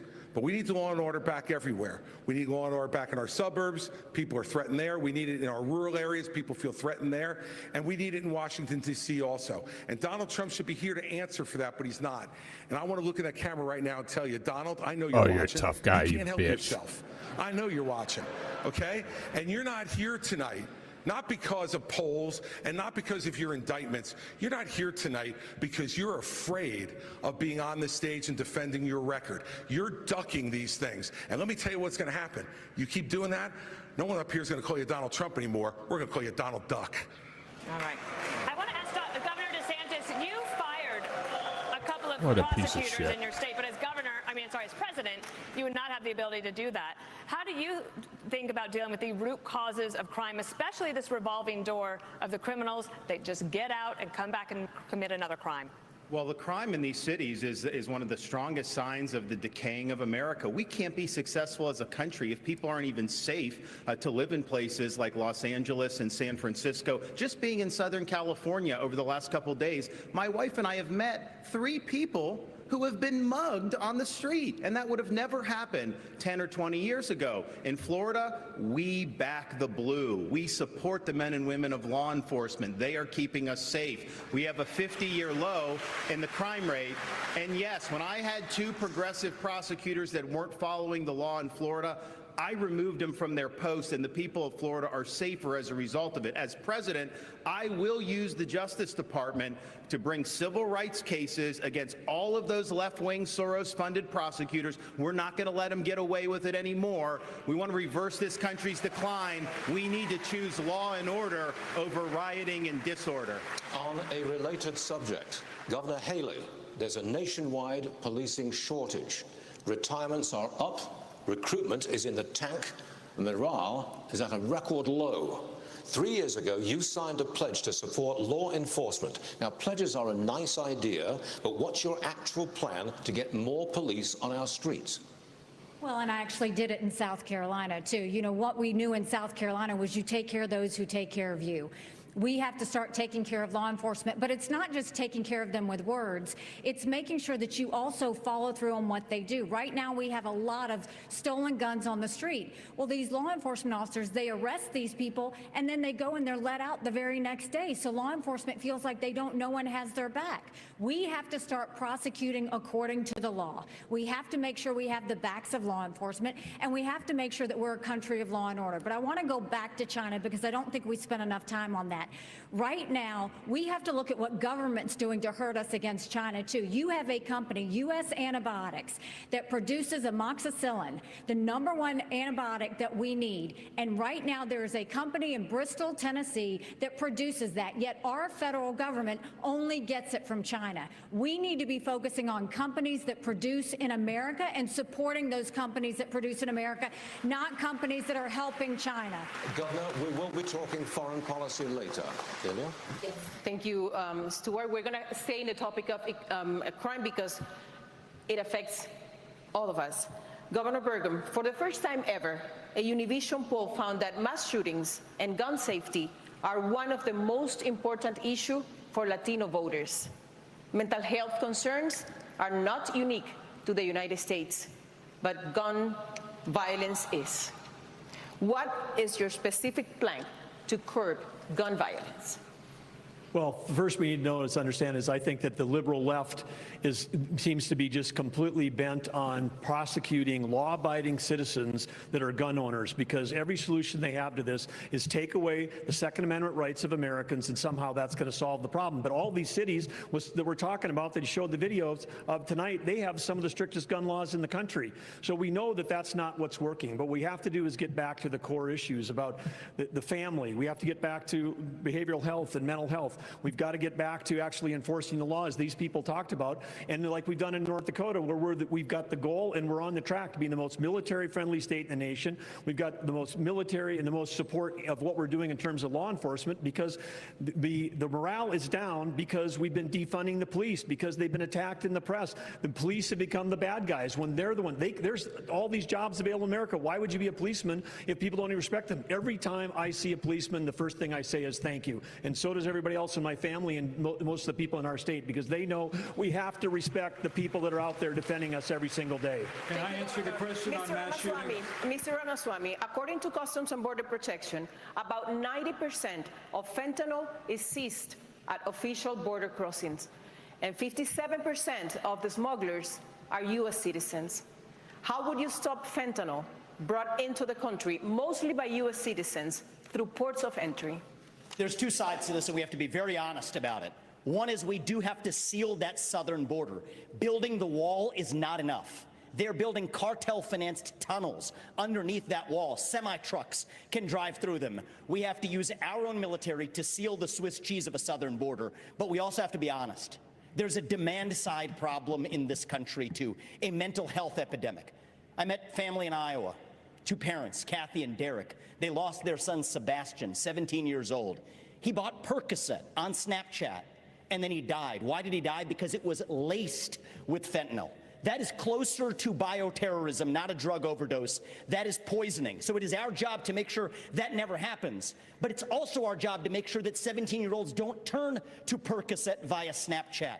We have to bring back mental health care in this country, not with pump and pharmaceuticals, but with faith-based approaches that restore purpose and meaning in the next generation of Americans. Many of them are getting it through social media. And this isn't a Republican point or a Democrat point, but if you're 16 years old or under, you should not be using an addictive social media product, period. Yeah, this take is the internet that down. we can both Fuck agree the on, internet. and we can revive both the mental health of this country while stopping the fentanyl epidemic that will kill more people this year. You shouldn't than be on who the died internet on unless you're 9/11, watching me. And I refuse to be a passive bystander sitting in the White House like the hollowed out husk of a current president we have. We will step up and address this problem to stand for Americans and our children. Why are you encouraging TikTok? Quit encouraging TikTok. That is why, everything he said I agree with. That is why, as Commander-in-Chief, Yes, he I'm does. going to use the U.S. military to go after the Mexican drug cartels. They are killing our people.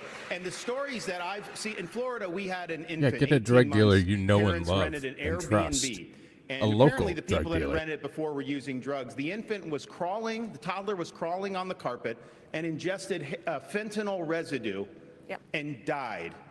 Are we just going to sit here and let this happen, this carnage happen in our country? I am not going to do that. So I guarantee you on day one, this border is going to be a day one issue for me as president. We're going to declare it a national emergency. Yes, we'll build the wall. We'll do remain in Mexico. But those Mexican drug cartels are going to be treated like the foreign terrorist organizations that they are. President Pence. All right, Vice President Pence. We're going to move on to a different issue. Hold on, sir. Vice President Pence. $5 billion. Just last month, Vice President Pence, you said if elected, you would repeal all Obamacare mandates. However, you also made that same promise in 2016. And at that time, Trump-Pence had congressional majorities for at least the first 2 years. And you did not deliver on that promise. So Obamacare, right now, it is more popular than ever. Why should Americans trust you if you become president to fix that? Or is Obamacare here to stay? Well, first, let me speak to the mass shootings issue, and then I'll answer that question. It's an important one, Dana. Look, I'm someone that believes that justice delayed is justice denied. Grandpa's and as a father of three, as a grandfather of three beautiful little girls, I am sick and tired of these mass shootings happening in the United States of America. And if I'm president of the United States, I'm going to go to the Congress of the United States, and we're going to pass a federal expedited death penalty for anyone involved in a mass shooting so that they will meet their fate in months, not years. It is unconscionable that the Parkland shooter, Ron, is actually going to spend the rest of his life behind bars in Florida. That's not justice. We have to mete out justice and send a message to these would-be killers that you are not going to live out your days behind bars. You're going to meet justice in this system. But does that mean Obamacare is here to stay?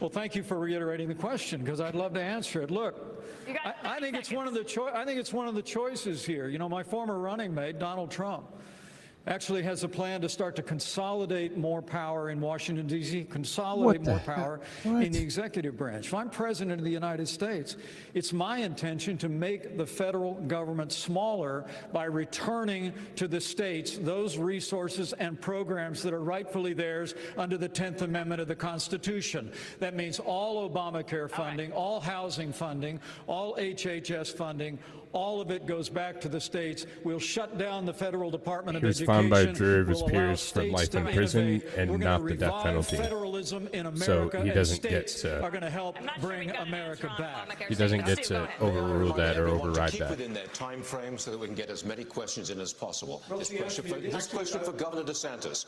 Over 26 million Americans don't have insurance coverage. Governor DeSantis, 2.5 million of them are in your state. That's worse than the national average. Can Americans trust you on this? Well, I think this is a symptom of our overall economic decline. Everything has gotten more expensive. You see insurance rates are going through the roof.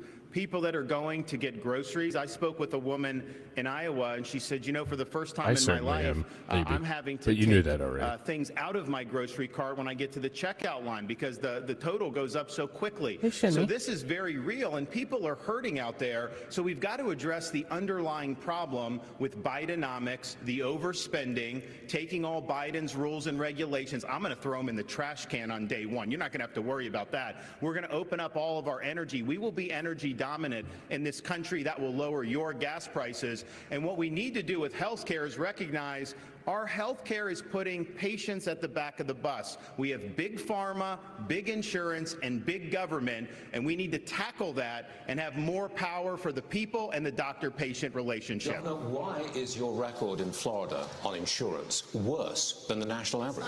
Our state's a dynamic state. We've got a lot of folks that come. Of course, we've got a population boom. We also don't have a lot of welfare benefits in Florida. You know, we're basically saying this is a field of dreams. You can do well in the state, but we're not going to be like California and have massive numbers of people on government programs without work requirements. We believe you work and you got to do that. And so that goes for all the welfare benefits. And you know what that's done, Stuart? Our unemployment rate is the lowest amongst any big state. We have the highest GDP growth amongst any big state. And even CNBC, no fan of mine, ranked Florida the #1 economy in America. We're moving on. On the topic of healthcare, Governor Haley, healthcare is the leading cause of bankruptcy for American families, accounting for 2/3 of all personal bankruptcies. As president, how you protect Americans who get sick from financial ruin? First of all, how can we be the best country in the world and have the most expensive health care in the world? We have an issue. My mom was in the hospital, and when she was in the hospital, they tried to bring her a couple of Tylenol, and she said, I don't need it. And they said, honey, go ahead and take it because you're paying for it anyway. Why is it that when we got the bill, the insurance company and the hospital negotiated the bill for her without her having anything to do with it? When I am president, we will break all of it, from the insurance company to the hospitals to the doctor's offices to the PBMs to the pharmaceutical companies. We will make it all transparent, because when you do that, you will realize that's what the problem is. Second thing is you've got to deal with tort law. The doctors don't give you the 10 tests because they want to. It? It's because of the 90% chance they'll get sued. And then we need to bring competition back to healthcare, get rid of certificate of need systems, and make sure that they can compete. We have to put the patient in the driver's seat. They've been in the back seat for way too long. And once we give the patient the ability to decide their health care, deciding which plan they want, that is when we will see magic happen. But we're going to have to make every part of the industry open up and show us where their warts are, because they all have them, and we need to fix this on behalf of the American people. And that's what we need to do. Do you have a better way in 30 seconds? Well, yes, we're not talking about the real problem ever. We talk about why do we have the most expensive health care in the world? It's because the federal government got involved the same way they did with EVs, and they said, we're going to subsidize a particular kind of software back in 2008 under Obama, and they said, hey, we're going to do this. It's going to make everyone more productive. All of you that are watching have been to a doctor's office when the doctor's got his back to you and their hands on a keyboard. The only industry in the world that's ever absorbed $1 trillion of IT and became less productive, they saw less patients per day, is U.S. healthcare, because they were subsidizing a certain kind of technology. It wasn't about improving healthcare. It was about picking winners and losers. Every time the federal government's involved, whether it's higher education, healthcare, or now the auto industry, things get more expensive and less competitive. That was a great transition, because we are going to move on the future of education in America. What's the government's role in finding a way forward? The second Republican debate rolls on from Simi Valley. And informed patriotism is what we want. Acted universe, what you do right.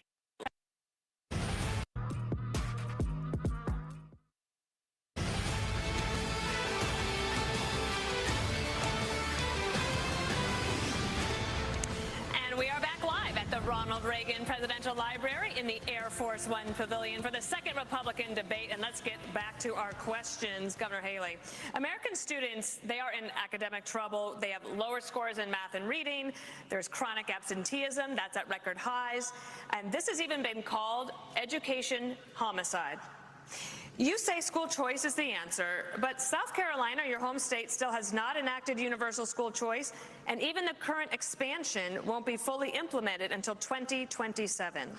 Parents can't wait 4 years. It's all fake news. So it's phony stuff. Right now? It didn't happen. School choice isn't the only answer, but I'll tell you, it's not out of a lack of trying that we didn't try and get school choice in South Carolina. What I'll tell you, first of all, is we have to acknowledge the fact that 67% of our 8th graders are not proficient in reading or math. Over 80% of our 8th graders aren't proficient in history or civics. And recently they came out and said our 12 and 13-year-olds are scoring at the lowest levels they've been scoring in reading and math in decades. So the first thing we've got to do is we've got to make sure we catch our kids back up. We have to make sure they can read. A child that can't read by 3rd grade is 4 times less likely to graduate high school. We need to do reading remediation. We need complete transparency in the classroom. No parent should ever wonder what's being said or taught to their child in the classroom. We need to make sure that we have school choice so that there's competition. We need to move all the programs from the federal government down to the states and let states decide what education looks like in their states. Right. And we need to start building things in America again. Let's put vocational classes back in our high schools, and let's get our kids building the things that we know that we can make. When we start to focus on that and really bring in that parental involvement, that's when we'll start to see a difference. But we've got to get parents back included. We've got to quit spending time on this DEI and CRT and instead focus on financial literacy, on digital literacy, and on making sure that our kids know what they need to do to have the jobs of the next generation. On the subject of education, a question for Governor Christie. Students in your state are getting high marks on their report cards, but minorities are not doing well with math and reading. Black and Hispanic students averaging 29 points lower than white students in New Jersey.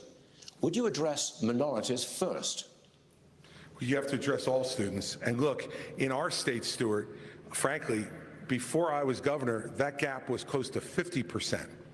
And what we did was institute more charter schools and more Renaissance schools and more public school choice in New Jersey with innovative solutions in cities like Camden, where now we took what was the worst school district in America, during my time, and we have now increased that by nearly 40% in terms of their proficiency. It can be done when you give people choice.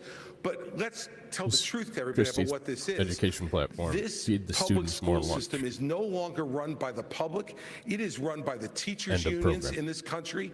Randy Weingarten and her crew are absolutely strangling. They are taking the worst of their members and defending them rather than advocating for our kids. And when you have the President of the United States sleeping with a member of the teachers union, there is no chance that you could take the stranglehold away from the teachers union every day. They have an advocate inside the White House every day for the worst of their teachers, not for our students to be the best they can be. A President of the United States has to take on the teachers union. I did it in New Jersey, and I will do it as President of the United States. Governor DeSantis, I have a question for you. Governor DeSantis, I have a question for you. Are you guys having trouble seeing me? Florida's new Black History curriculum says, quote, slaves develop skills which in some instances could be applied for their personal benefit. You have said slaves develop skills in spite of slavery, not because of it. But many are still hurt. For descendants of slaves, this is personal. What is your message to them? So first of all, that's a hoax that was perpetrated by Kamala Harris. We are not going to be doing that. Second of all, that was written by descendants of slaves. These are great Black history scholars, so we need to stop playing these games. Here's the deal.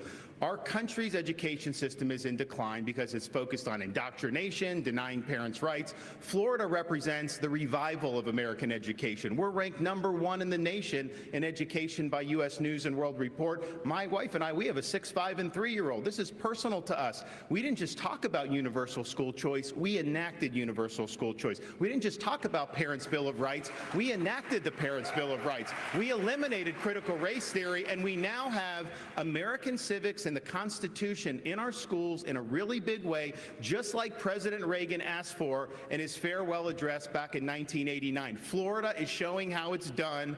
We're standing with parents, and our kids are benefiting. Senator Scott, you oppose to these new standards. What is your message for Governor DeSantis? There is not a redeeming quality in slavery. He and Kamala should have just taken the one sentence out. America has suffered because of slavery, but we've overcome that. We are the greatest nation on earth because we faced our demons in the mirror and made a decision. So often we think that all the issues, you talked about crime and education and healthcare, we always think that those issues go back to slavery. Here's the challenge though.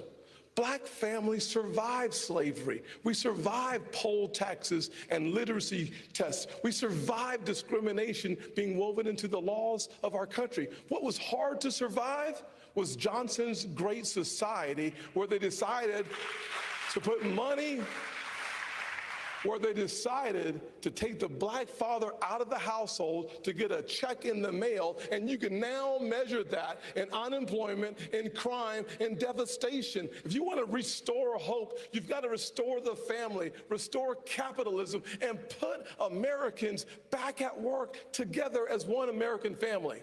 Our nation continues to go in the right direction. It's why I can say I have been discriminated against, but America is not a racist country. Never, ever doubt who we are.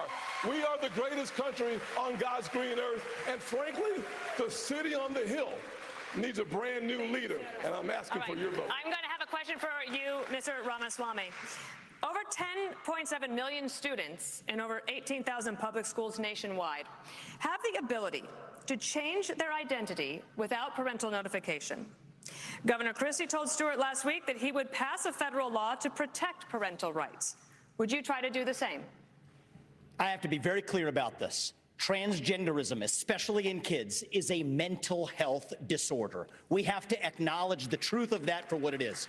I met 2 young women early in this campaign. On parental rights in schools. Parents have the right to know. And you know what the hypocrisy of this is? Even New Hampshire failed to actually get past a piece of legislation here. The very people who say that this increases the risk of suicide are also the ones saying that parents don't have the right to know about that increased risk of suicide. And I'm sorry, it is not not compassionate to affirm a kid's confusion. That is not compassion, that is cruelty. I met two young women, Chloe and Katie, early in this campaign, who are in their 20s, now regret getting double mastectomies and a hysterectomy. One of them will never have children. And the fact that we allowed that to happen in this country is barbaric. So I will ban genital mutilation or chemical castration under the age of 18, and parents have absolutely the right. Would you try to pass a federal law that says parents should have that right? We are going to require states absolutely have to follow that through. Governor Burgum just to follow up on this, because you in your state, you do not have a law that says parents can't be notified, but you want to be president. Would you try to pass a federal law to say parents have that right? I think this is a state's issue, but I do want to say something, because all night long we've been talking about issues about how it's broken in Washington, and I respect all of the people on the stage here for their 100+ years of public service. Thank you. But the reason why we're not talking about education or health care or safety being a problem in North Dakota is because we have a business leader. I've got more experience as a business leader than I think this whole group combined. I know I've created more jobs than everybody else on stage, thousands of high-paying jobs that have real meaning. So as a business leader, you come in and you treat the taxpayer like a customer. So in North Dakota, instead of fighting with the teachers' unions, we actually created a K-12 coordinating council. Everybody gets in the room and the customer is the student. But you do understand that this is an issue that many people in America really are concerned about, worried about parents and notification in schools. Yes, and that's why we have 50 platforms of innovation. That's why we have states. There are certain things the federal government is supposed to do. It's not the Department of Education. That needs to be assembled. We got to move it back to states. Do what we did in North Dakota. Instead of like, oh, here's a choice school and here's an old school, the old way with the teachers union, the kids are trapped. We made every school in North Dakota an innovation school. Every school got out from under the red tape, and the things that help teach the values that we're trying to get, like 4-H, like FFA, like Boy Scouts, they can get credit for all of that stuff in North Dakota. And by the way, North Dakota is now at the top of the median SAT scores in the country right now. Vice President Pence, the Department of Homeland Security warns that violence against LGBTQ+ people is on the rise and intensifying. According to a recent study, members of that community are 9 times more likely to be victims of violent hate crimes. As president, how would you protect this community from violent attacks and discrimination? Well, as President of the United States, I'll stand up for the safety and the civil liberties of every American, from every background. And I want the American people to know that. But I want to answer the question as well, Dana, that you just asked Doug Burgum. Because by way of full disclosure, Chris, you mentioned the president's situation.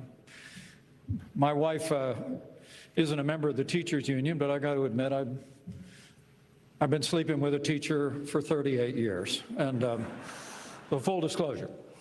Look, education is a state and local function. The state of Indiana had one of the very first school choice programs in the country. And when I was governor of the state of Indiana, we doubled it. And as to your question, Dana, let's be very, very clear. When the Linn-Mar Community Schools in Iowa had a policy where you had to have a permission slip from your parents to get a Tylenol, but you could get a gender transition plan without notifying your parents, I weighed in with a foundation. That's not bad policy, that's crazy.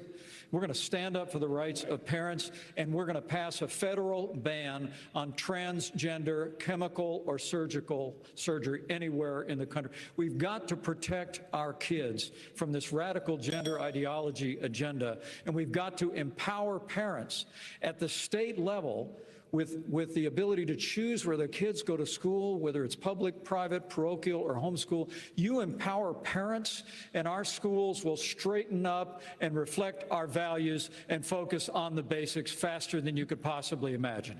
Next subject. Can I just say one thing? China is investing. If you talk over everybody, we lose time. China is investing heavily in their tech companies. $280 billion every year on semiconductor research and development. That is 1 CHIPS Act per year. Governor DeSantis, you say companies like Google and Meta have too much power. Doesn't going after them give China an edge? No, I think you look at how our society's developed. They have huge amount of power over our society. They've cracked down on free speech. We're not saying you don't want them to do business, but you want it to be a free market. And right now they're monopolies. But this issue of China, I think, is really going to be fundamental. We have subcontracted out so much of our national needs to the CCP. We rely on them for a whole host of issues. We need to reshore and we need to decouple all those important industries. We need to get that back in the United States. They are our top geopolitical adversary by a country mile. Xi Jinping's got huge ambitions, not only in the Asia Pacific, but as you mentioned earlier, in our region. But ultimately, we've got to beat him on the economy. And so that's what we'll do as President of the United States. Governor Christie, I wanted to follow up on this because 22% of American workers fear their jobs will be lost to a robot. And you said in the past that the free market is the way to go. Would you retrain workers who lose a job to artificial intelligence, and to do what? Well, look, what I think artificial intelligence offers us is an extraordinary opportunity to expand well beyond the productivity that we have now, and to have Americans be able to be involved in that revolution, Dana. You know, each time we have shown incredible innovation and progress in this country. What we've done with it is to expand all kinds of new, even unthought of opportunities for folks. Yes, we have to do retraining for folks who lose some of their jobs, and we should be doing that. And we should have more training available both at the county college level and the local level for people to be able to access it. So yes, I would be in favor of that. But this is a much bigger issue than that. We can't be afraid of innovation. America has been the great innovator of this world over the last 250 years, a technological innovator, a manufacturing innovator, and a freedom and governmental innovator. And that's why America has to continue to stand strong in the world, pro-innovation, pro-progress. And I will tell you this, as President of the United States, what I will do is to make sure that every innovator in this country gets the government the hell off its back and out of its pocket so that it can innovate and bring great new inventions to our country that will make everybody's lives better. Mr. Ramaswamy, TikTok is banned on government-issued devices because of its ties to the Chinese government. Yet you joined TikTok after dinner with boxer and influencer Jake Paul. Should the commander-in-chief be so easily persuaded by an influencer? So the answer is I have a radical idea for the Republican Party. We need to win elections. And part of how we win elections is reaching the next generation of young Americans where they are. So when I get into office, I've been very clear. Kids under the age of 16 should not be using addictive social media. We're only going to ever get to declaring independence from China, which I favor, if we actually win. So while the Democrats are running rampant, reaching the next generation 3-1, there's exactly one person in the Republican Party which talks a big game about reaching young people, and that's me. And let me level with all of you. I'm the new guy here, and so I know I have to earn your trust. What do you see? You see a young man who's in a bit of a hurry, maybe a little ambitious, bit of a know-it-all, it seems at times. I'm here to tell you, no, I don't know it all. I will listen. I will have the best people, the best and brightest in this country, whatever age they are, advising me. We will be probably many of the people on this stage included. That's how I built my companies. I want to be challenged. I want people who disagree with me. That's what makes America great, because we're not a perfect nation. We're founded on the pursuit of perfection. That is what makes America great. And that is why we will end it once we win this election. I have to jump. I have to jump in here. I'm sorry. Was speaking. There's one person on this. This is infuriating because TikTok is one of the most dangerous social media apps that we could have. And what you've got, I honestly, every time I hear you, I feel a little bit dumber for what you say, because I can't believe that here you've got a TikTok situation. What they're doing is these 150 million people are on TikTok. That means they can get your contacts, they can get your financial information, they can get your emails, they can get text messages, they can get all of these things. This is very important for our party. Exactly what they're this doing. is very important and for our party, and I'm going to say you've gone and you've helped China make medicines in China, not America. You're now wanting kids to go and get on the social media that's dangerous for all of us. You went and you were in business with the Chinese that gave Hunter Biden $5 million. We can't trust you. We can't trust you. We can't have TikTok in our kids' lives. This is very important. Mr. Ramaswamy, you have 15 seconds. I think, excuse me. You have 15 seconds, Mr. Ramaswamy. Thank you. I think we would be better served as a Republican Party if we're not sitting here hurling personal insults and actually have a legitimate debate about policy following Reagan's 11th Commandment in his honor. And the answer is that is what actually makes our country strong. And I believe in these people. These are good people on the stage. They disagree, but let's have a legitimate disagreement. That's what I would say. Stuart, can we get back to the question? The question is on technology. Governor DeSantis, There's I'm one going person straight. on this stage Sir, that has a we career in will have to technology. cut your mic, and I don't want to do that. I don't. So, Governor DeSantis, let me go to you. Experts say President Putin has ordered assassinations across Europe, cheated on arms control treaties with the U.S., and seeks to work with China to force our decline. President Reagan believed that if you want to prevent a war, you better be prepared to fight one. Today, the Republican Party is at odds over aid to Ukraine. The price tag so far is $76 billion. But is it in our best interest to degrade Russia's military for less than 5% of what we pay annually on defense, especially when there are no U.S. soldiers in the fight?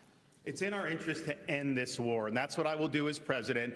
We are not going to have a blank check. We will not have U.S. troops, and we're going to make the Europeans do what they need to do. But they've sent money to pay bureaucrats' pensions and salaries and funding small businesses halfway around the world. Meanwhile, our own country is being invaded.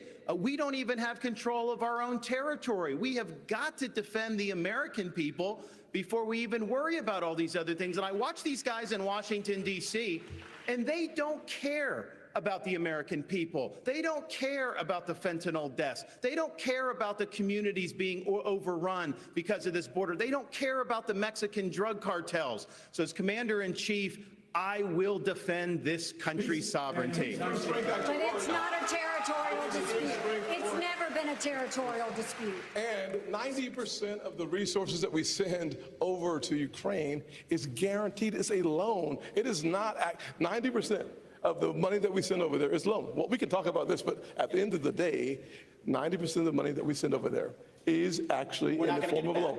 It's not actually not be paid by Ukraine, it's paid by the NATO, our NATO allies. So I think it's a good topic. I think it's a really good topic too. But I will say, let's debate the fact that our national vital interest is in degrading the Russian military. By degrading the Russian military, we actually keep our homeland safer, we keep our troops at home, and we all understand Article 5 of NATO. We have to level with the American people. I thought you said something about waiting until your turn to talk. So hold on. So at the end of the day, I'm going to finish my, I'll be happy to debate this. I'll respond. I'll look forward to this one right now. So at the end of the day, when you think about the fact that if you want to keep American troops at home, attack on NATO territory would bring us and our troops in. By degrading the Russian military, we reduce, if not eliminate, an attack on NATO territory. Finish that exchange. We have to level with the American people. We have to level with the American people on this issue. The reality is just because Putin is Putin's an evil dictator does not mean that Ukraine is good. This is a country that has banned 11 opposition parties. A win that has for actually, Russia is a that win is not for true. China. We're driving a win Russia. For Russia is a win for China. Excuse me, Nikki. You'll have but a chance. I forgot you like China. That's why you'll have your chance in just a moment. Yeah. The hurling personal insults isn't helping.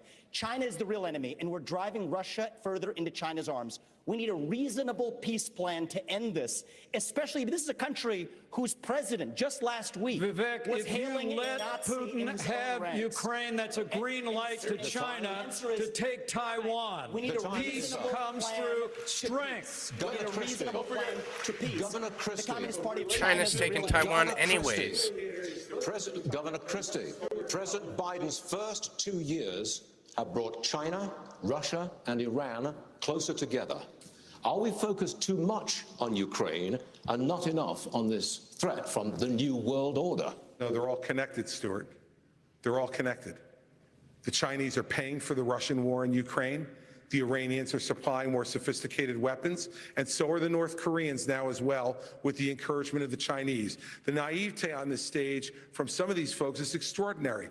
Look, I understand people want to go and talk to Putin. Guess what? So did George W. Bush. So did Barack Obama. So did Donald Trump. And so did Joe Biden when he said a small invasion wouldn't be so bad. Every one of them has been wrong. And the fact of the matter is, we need to say right now that the Chinese-Russian alliance is something we have to fight against, and we are not going to solve it by going over and cuddling up to Vladimir Putin. Look, Donald Trump said Vladimir Putin was brilliant and a great leader. This is the person who is murdering people in his own country, and now not having enough blood, he's now going to Ukraine to murder innocent civilians and kidnap 20,000 children. And let me tell you, if you think that's where it's going to stop, if we give him any of Ukraine, next will be Poland. This is a guy who said, wait one sec, this is a guy in 1991 who said that was the darkest moment in world history when the Soviet Union fell. Listen, everybody, he wants to put the old band back together, and only America can stop it. And when I'm president, we will. Governor Burgum, I want to get to Governor Burgum. He hasn't had a chance. I have a question I think you're going to really like, or at least you have experience in it. And we need to talk about America's farmers, because there is a foreign policy connection here. The U.S. and China are in this fierce economic competition. It's hurting American businesses. Neocons want us to fight Russia. There is blowback against American farmers because China then targets them in retaliation. How would you, as president, protect American farmers and ranchers from that kind of retaliation from a foreign government like China? Well, first of all, we've got the best farmers and ranchers in the world right here in America. If they have a level playing field, they can outcompete anyone in the world. But this is part of the larger issue that we're talking about here, which is we're in a Cold War with China. The Biden administration won't admit that. But we're also in an economic war through what we're doing with agriculture and energy. And we're also in a war with them relative to cyber war. We get attacked every day in North Dakota, every state, every school district, our tribes, all being attacked every day by either China, Russia, Iran, or North Korea. And now we've got a Biden administration whose whole policy is appeasement. Take care, Libby. They're out there, creating the world, making it less safe. $6 billion they traded for 5 people. They've just now set a price on anyone's head who's a tourist from America, who's a student from America, for kidnapping. If you want more kidnapping, put a price on it.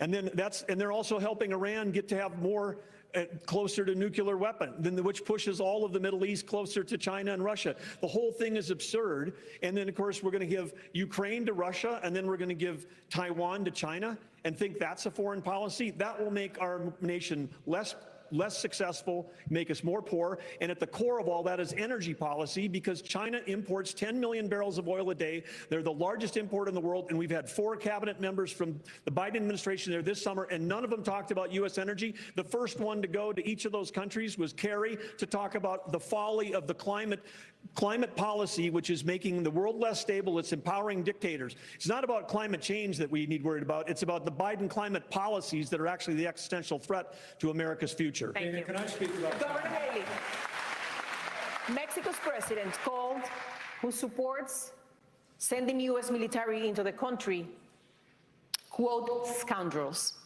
Mexico is the United States' most important trade partner and border security. You say you will send special operations to attack the cartels in Mexico. So, take care, means boots on the ground, drone strikes.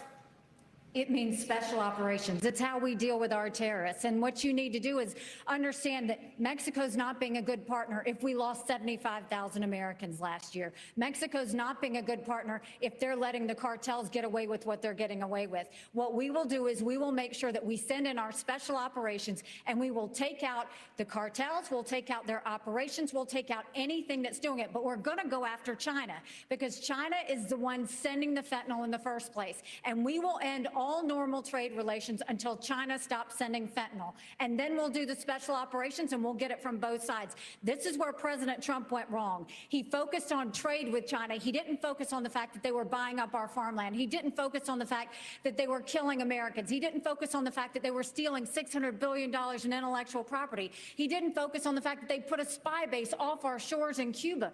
They didn't focus enough on the fact that all of our law enforcement drones in America are Chinese, and we've got all these these little surveillance cells. We need to start focusing on what keeps Americans safe. That hasn't happened in a long time. As your president, I will make sure every American is safe, and we'll do whatever it takes to make that happen. All right. I want to get to Senator Scott.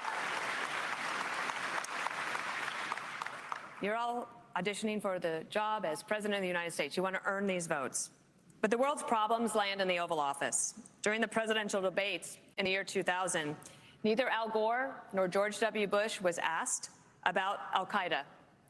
Yet, just 1 year later, al-Qaeda's attack on September 11th claimed nearly 3,000 lives. And the farther we get from September 11th, the closer we are to September 10th. Senator Scott, you have no executive branch experience. What has prepared you to protect the nation from a major man-made national security crisis? Well, one of the things I've had the good fortune of doing is serving on committees in the United States Senate, like the Senate Armed Services Committee. I'm on the Senate Foreign Relations Committee, also on the Finance Committee and the Banking Committee. Talk about addressing the issue of fentanyl. I've written the legislation, passed it through the Banking Committee and the Senate that would freeze the assets and sanction the accounts of the Mexican cartels. There are weapons that we have within the arsenal that I was able to get past 23-0 in the polarizing Senate as it is. I've also understood without question the fact that if you look at the details before 9/11, there was information and intelligence that was available that suggested an attack was coming. Having the right intelligence partners with us is key to making sure that we prevent the next 9/11 from ever happening. Having that experience for the last 10 years is really important in getting the job done. 30 seconds to you, Mr. Pence. Well, I think you asked a question about executive experience. I think it's vitally important. And I stand before you today as a candidate for president because I think this country's in a lot of trouble. And you hear the fire on the stage tonight. You hear the fire in all of our voices. And it's because Joe Biden has weakened this country at home and abroad.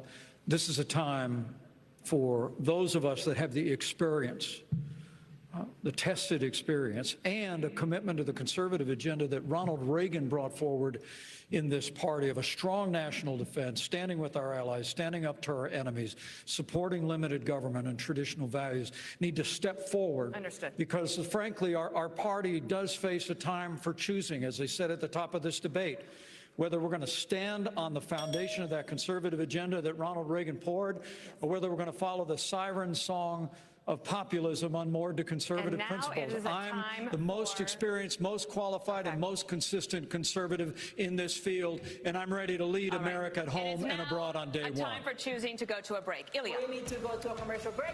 Reagan built a coalition that lasted decades. Can any of these candidates do the same? We'll take that up when the debate of levy your bank account. Patriots. Without immediate through the courts $100 a barrel again. You say, drill, baby, drill. But the courts won't let you. Mr. Ramaswamy, how would you bring down prices without immediate drilling?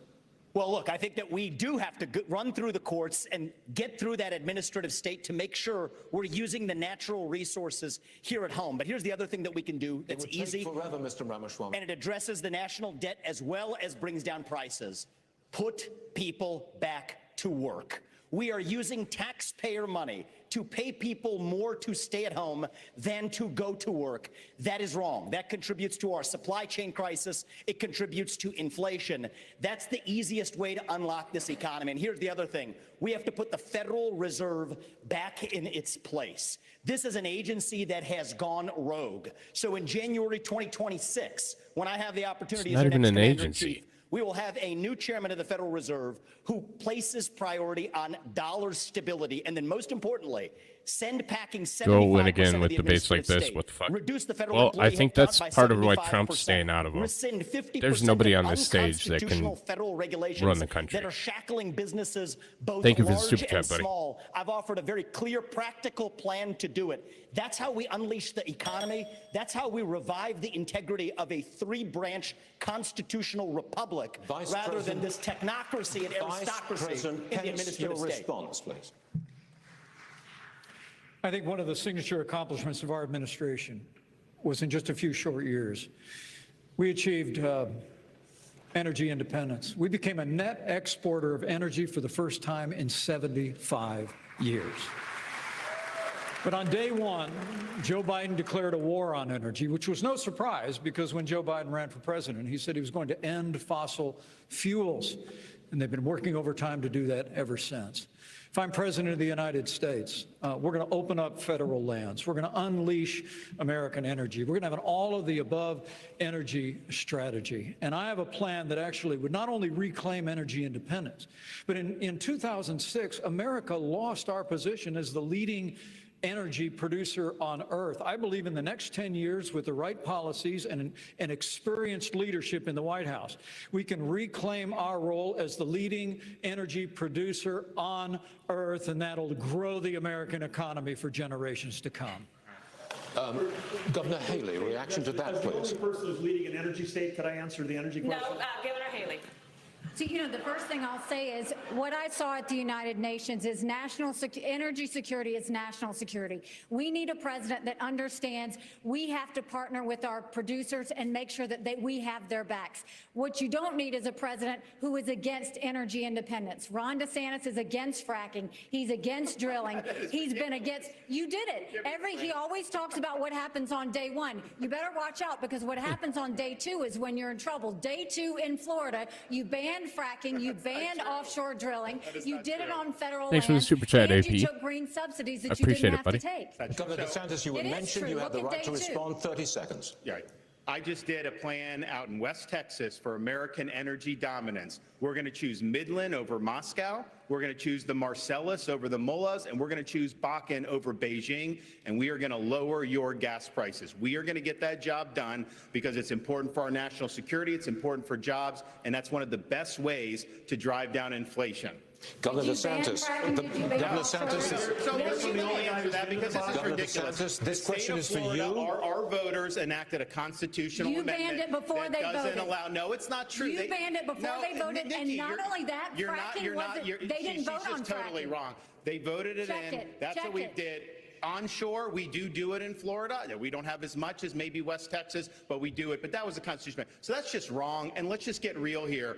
My plan will get the job done. We are going to be energy dominant, and that's what's going to happen. And the voters didn't even vote on fracking. You banned fracking. We are moving on with this question for Governor DeSantis. Governor, excuse me, we cannot talk. They're just a mess. This is just embarrassing My apologies for that.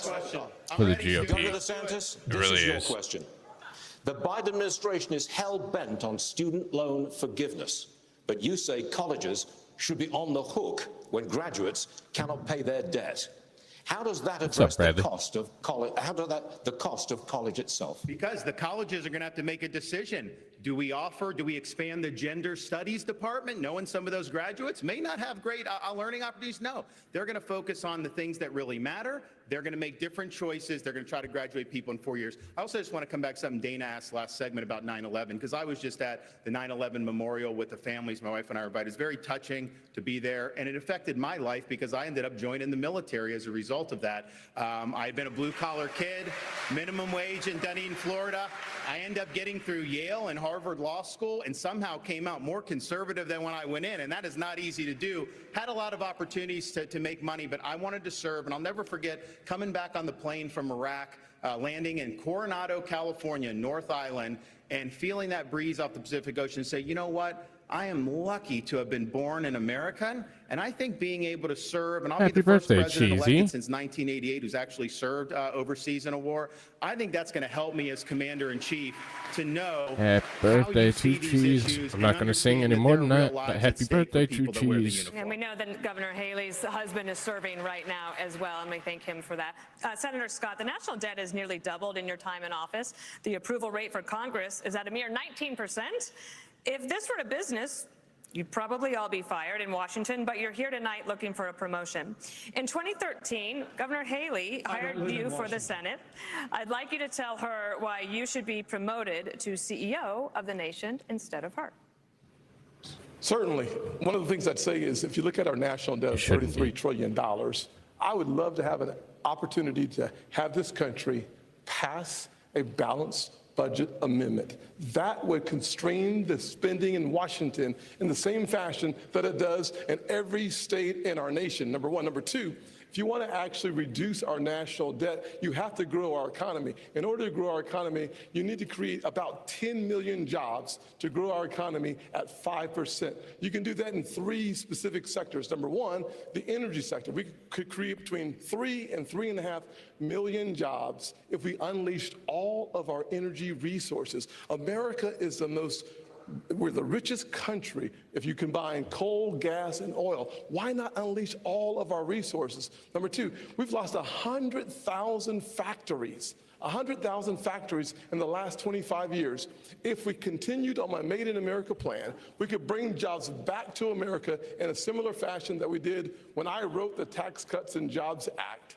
We actually lowered the corporate tax from 35% to 21%, reshored or repatriated $1.7 trillion.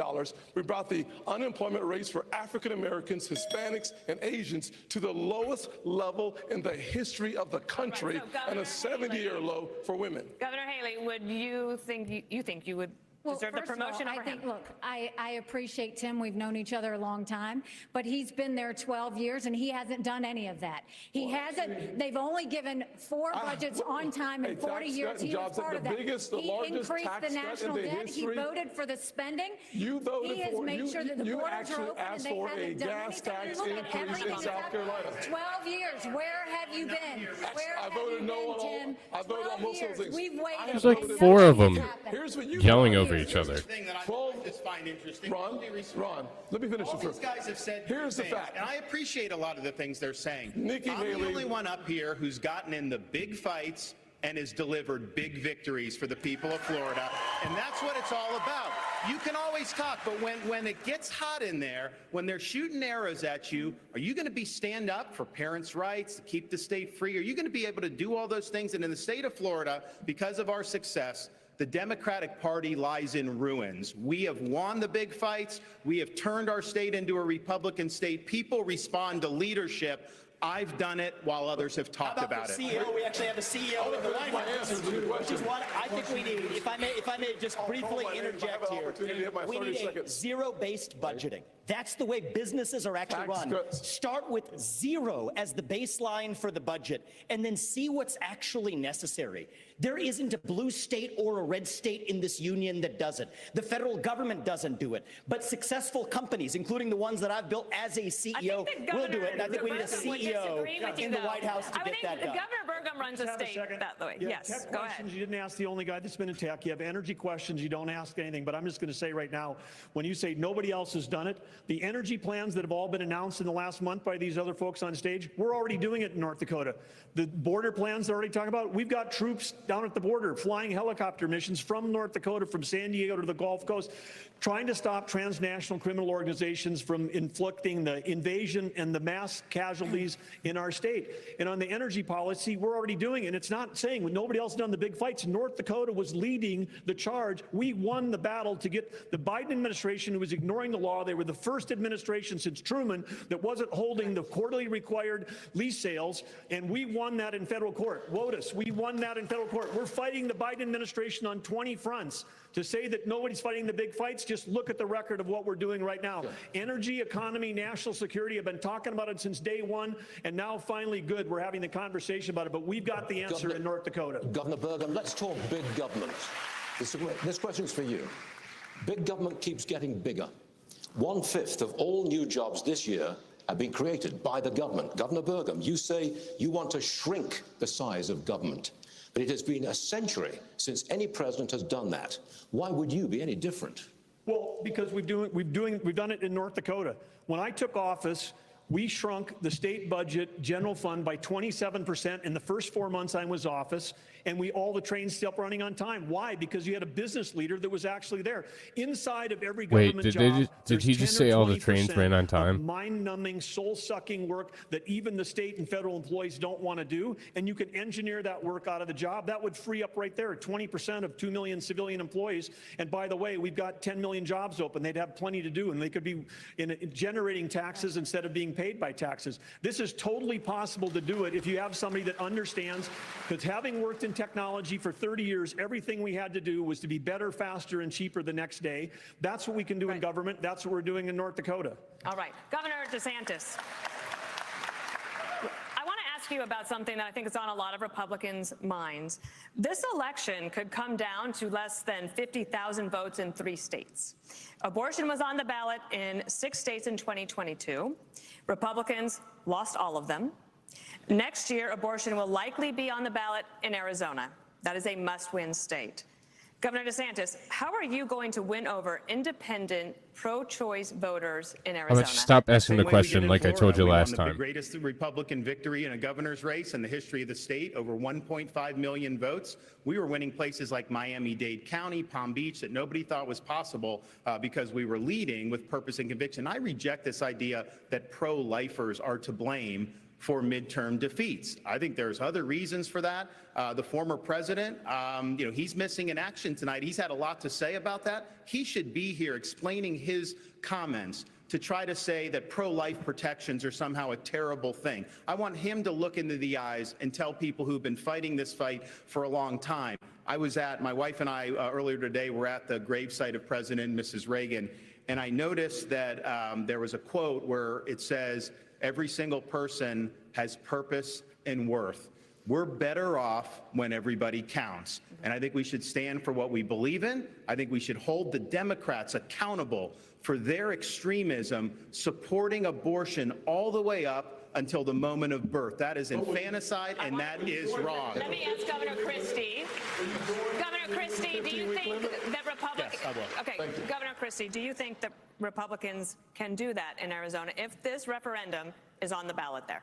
Yeah, because I did it in New Jersey, Dana. You know, it's... Then why are all these other states losing? Well, because they don't have leaders in those states who are leading the fight the way it should be led. And the fact is, look, I was a governor here of the only blue state that's represented up here. This is where the fight is really tough for Republicans. And those are the states that we're going to have to try to win if we're going to win the White House back. And what we did was 14 times, Dana, in 8 years, I vetoed Planned Parenthood funding. 14 times. No one else gets it that much. The Democrats just kept sending it to me, and I kept saying no because I believe in life, but I also believe in states' rights. And I think we fought hard against Roe versus Wade for decades to say that states should make these decisions. So we're going to have those fights in the states. But what you need is a leader who can talk to people and make them understand that if you're pro-life, you have to be pro-life for the entire life, not just the 9 months in the womb. And we talked a lot about fentanyl tonight, and we haven't spoken one moment about treatment. But we need to make sure that for the drug-addicted 16-year-old on the floor of the county lockup, her life is precious too. And we need to be providing treatment to cure this as a disease that it is. If you're pro-life, you got to be pro-life for the entire life. We start talking like that, they're going to do what I did in the blue state, which was get reelected with 61% of the vote and won 70% of independents and 51% of Latinos because I told them the truth from my heart. Thank you. Vice President Pence, the latest Univision poll found that 73% of Latino voters think the Republican Party doesn't care about or is being hostile toward them, the Hispanic community. Only Governor DeSantis has translated his campaign into Spanish. How will you reach out to Latino voters? Well, I promise you that we're going to continue to build bridges to every community in this country. And I'm incredibly proud of that tax cut and tax reform bill. I worked on Capitol Hill to help get that bill passed into law, the largest tax cut in American history. We saw literally the lowest unemployment ever recorded for Hispanic Americans, the lowest unemployment ever recorded for African Americans, 50-year low for women. So I think the President of the United States needs to be a champion for the American dream for every American. It begins with the unborn and the aged and the infirm. And it begins with every ethnic group in this country. And I promise you, if I'm President of the United States, I'll be a champion. I'll be a champion for the American dream, for Hispanic Americans and for every American. So help me God. Senator Scott, reaction? Yes, there's no doubt that if you lead by example, it's the best way to get the job done. If you look at my office in the Senate, my chief of staff is the only Hispanic female chief of staff in the Senate. I hired her because she was the best highest qualified person we have. What we need are leaders who lead by example. And I will simply say, I would love to finish my conversation with Nikki as it relates to the job that needs to get done. Nikki offered a 10-cent gas tax increase in South Carolina. Talk about someone who has never seen a federal dollar she doesn't like. 10 cents on the gallon in South Carolina. As the UN ambassador, you literally put $50,000 on curtains in a $15 million subsidized location.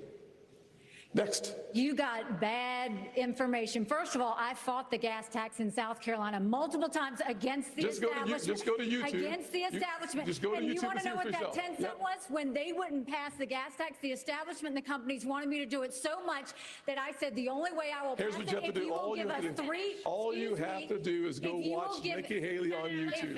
If you will give me 3 times the deduction in income tax, then I will look at your gas tax, which is why it didn't happen. Exactly, Ron. Secondly, on the 50 million. Here is a nice part. Secondly, on Not the just anybody can get on YouTube. homework 10 because So Obama that's bought impressive. those curtains. I think we should vote for It's Nikki in the Haley. Did you send them back? It's the State Department. Did you send them back? you send them back? You're the one that works in Congress. Oh my gosh. You get it You done. hung them on your curtains. They were there before I even showed up at the residence. You are scrapping. You are scrapping. Excuse me. You know I fought taxes. Here's the fact, though. I cut taxes. I loaded up our You wanted a gas tax increase, and then you wanted Ladies and gentlemen, we do not intend to go ahead like this. In fact, we're about to take a commercial break. We'll have more of the second Republican debate live from the Reagan Presidential Library.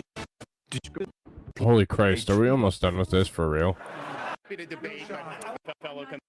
Birch Gold has helped. Oh, fuck you, Birch Gold.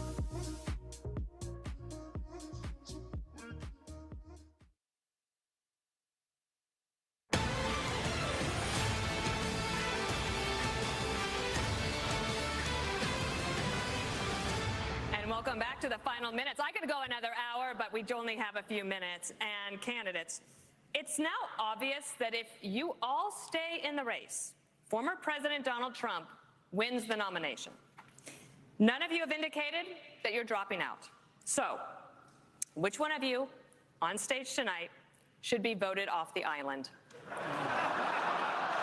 Please use your marker to write your choice on the notepad in front of you. 15 seconds. Starting now, of the What is this, a fucking game show for real? Absolutely serious. With all due respect, I mean, we're here, like, we're happy to debate, but I think that's disrespectful to my fellow competitors. Nobody wants to participate. Let's do some questions. Let's talk about the future of the country. I appreciate that from DeSantis. Let me ask you this. Let me ask you something. Then if you won't answer that question, let me ask you this one. Yeah. What is your mathematical path, Governor DeSantis, in order to try to beat President Trump, who has a commanding and enduring lead in this race? So polls don't elect presidents. Voters elect presidents. Right. And we're going to take the case to the people in these early states. We're going to do it in a state-by-state direction. And why? Because as Reagan said in his day, this is our time for choosing. We are not getting a mulligan on the 2024 election. Republicans have lost 3 straight elections in a row. We were supposed to have a red wave with inflation at 9%. It crashed and burned. Not in Florida, it didn't. We delivered it in Florida. And so we've got to choose right. We've got to win. And we need somebody that's going to be able to serve 2 terms. So in January of 2023, they'll be able to address the nation saying, we turned the economy around, we secured the border, and we fended off the threat from communist China. As your president, I will get that job done. Governor Christie, I believe I did see you write something. Governor Christie, I believe, excuse me, Governor Christie, I believe I did see you write something on the card. Of course he did. No, but I'll certainly tell you. Go. Okay. Yeah. Look, I think I've been the only one on this stage who's been clear about this. I vote Donald Trump off the island right now. And the reason I vote him off the island, it's Trump's island, Chris. You know what? Every person on this stage has shown the respect for Republican voters to come here, to express their views honestly, candidly, and directly, and to take your questions honestly. I have respect for every man and woman on this stage because they've done it. Vivek, put your hand down for a second, would you? I still got time, dude. So chill out. Here, look. This guy has not only divided our party, He's divided families all over this country. He's divided friends kiss all my over this ass, country. Chris. I've spoken to people, and I know everyone else has, who have sat at Thanksgiving dinner or at a birthday party and can't have a conversation anymore if they disagree with Donald Trump. Governor He needs to be voted candidates. off the island, and he needs to be taken out of this process. Can we get Vivek 15 seconds? All right, you've got 15 seconds, I Vivek. appreciate your sense of humor. Look, I have a different view on this. I think Trump was an excellent president, but the America First agenda does not belong to one man. It does not belong to Donald Trump. It doesn't belong to me. It belongs to you, the people of this country. And the question is, who's going to unite this country and take the America First agenda to the next level? When we rallied behind the cry to make America great again, we did not just hunger for a single man. We hungered for the unapologetic pursuit of excellence. So yes, I will respect Donald Trump and his legacy because it's the right thing to do. But we will unite this country to take the America First agenda to the next level, and that will take a different generation to do it. That does it. I repeat, that does it for the second Republican primary debate live from the Ronald Reagan Presidential Library. Thank you to all the candidates. We've loved having you here tonight, and we will see you out on the campaign trail. Have a great evening. Thank you for joining us, everyone. Good night. Have a great evening. Okay, so obviously that was an absolute mess. Absolute fucking shit show. The likes we probably have never seen before. So I'm going to go ahead and end the poll. Who would you vote for in the GOP primary right now? 62% voted for Donald Trump. I don't think that's shocking. 31% voted for me, the great Mighty Meat. I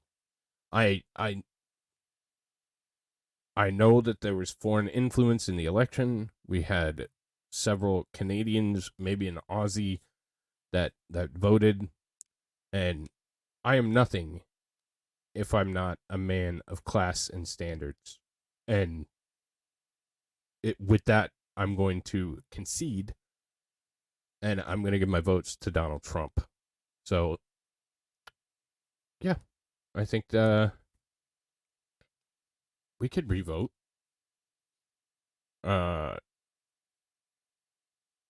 Here, I'll make it easy.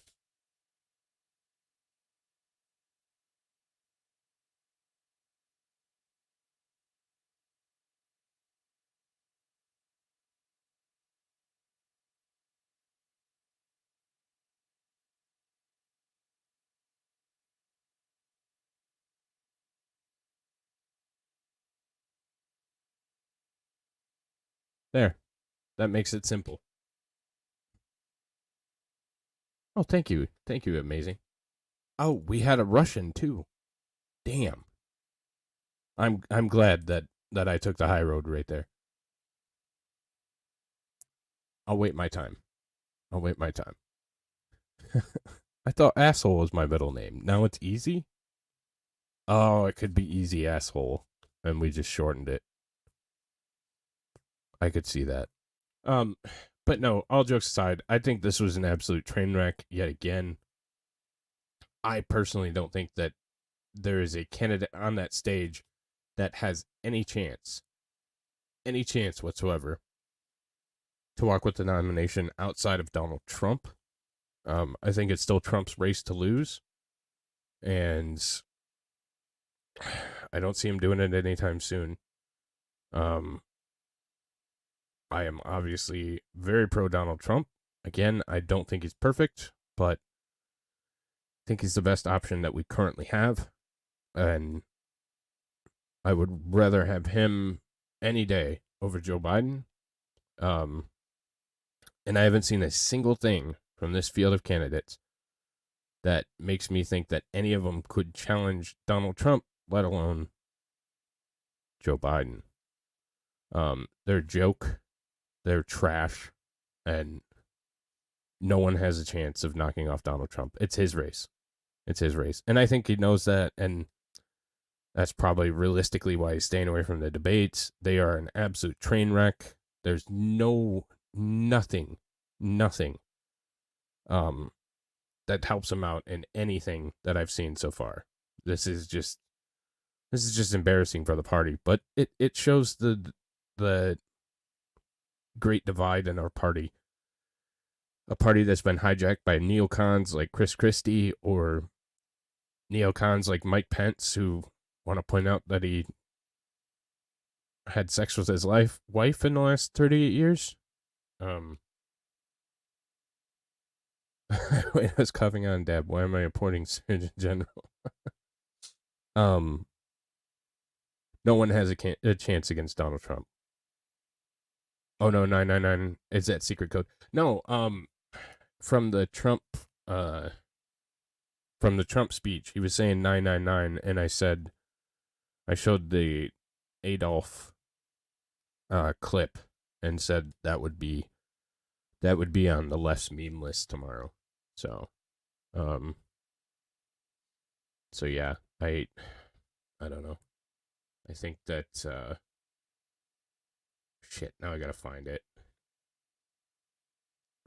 So he was saying 999, and I don't remember what it was in reference to, but I'll make a meme video about it. I'm not shocked with the poll. 100% Donald Trump, 0% anyone else. Grand Chessmaster denies using sex toys to cheat. Oh, did he? I think he did, though. Wasn't it all proven at this point? Boeing bid for the new Air Force One. Wow. Okay. German for no. Yeah.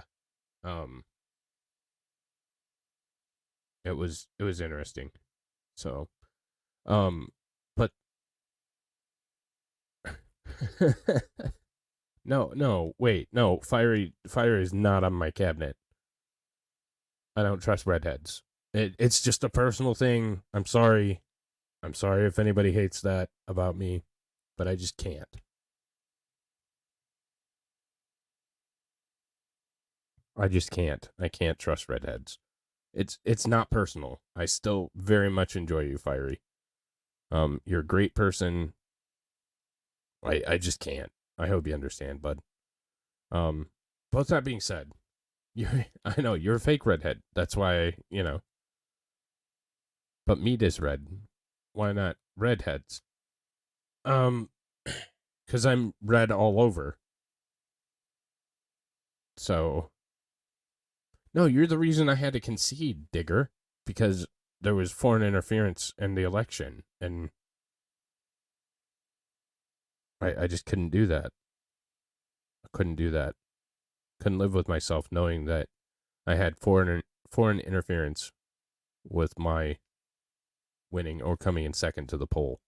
So I gave my votes to Trump, and then we revoted, and Trump got 100% against no one else on that stage or anyone else. So, but yeah, it's, I don't know how many more debates there are. I would imagine there'd be probably one more. I can look. Remaining UP debates. I'll tell you what, the two of them is way too many. So,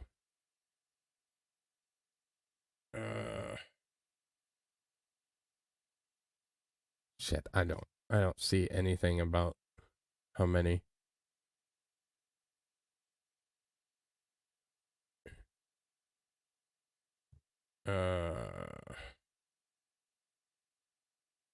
Yeah, I'm not sure. If anybody happens to know, GOP braces for chaos and 24 primary debates. Yeah, I'm not seeing how many. They've had enough. They've had enough. I know that much. Way too many. Way too many. That's also true. That's also true. But oh, hell no. Oh, hell no. I also don't trust Russians. Russians, redheads, basically anything that starts with R. Robinette Biden. Like, I don't trust anything that starts with an R. Joseph Robinette Biden. So, but all right, y'all. I am going to jump off. I really appreciate everybody hanging out with me tonight. That was truly painful. I'd love to discuss more. There's not much to talk about. There really isn't. I do not trust the first one, Cheesy. I do not trust rabbits either. I don't trust Ron DeSantis.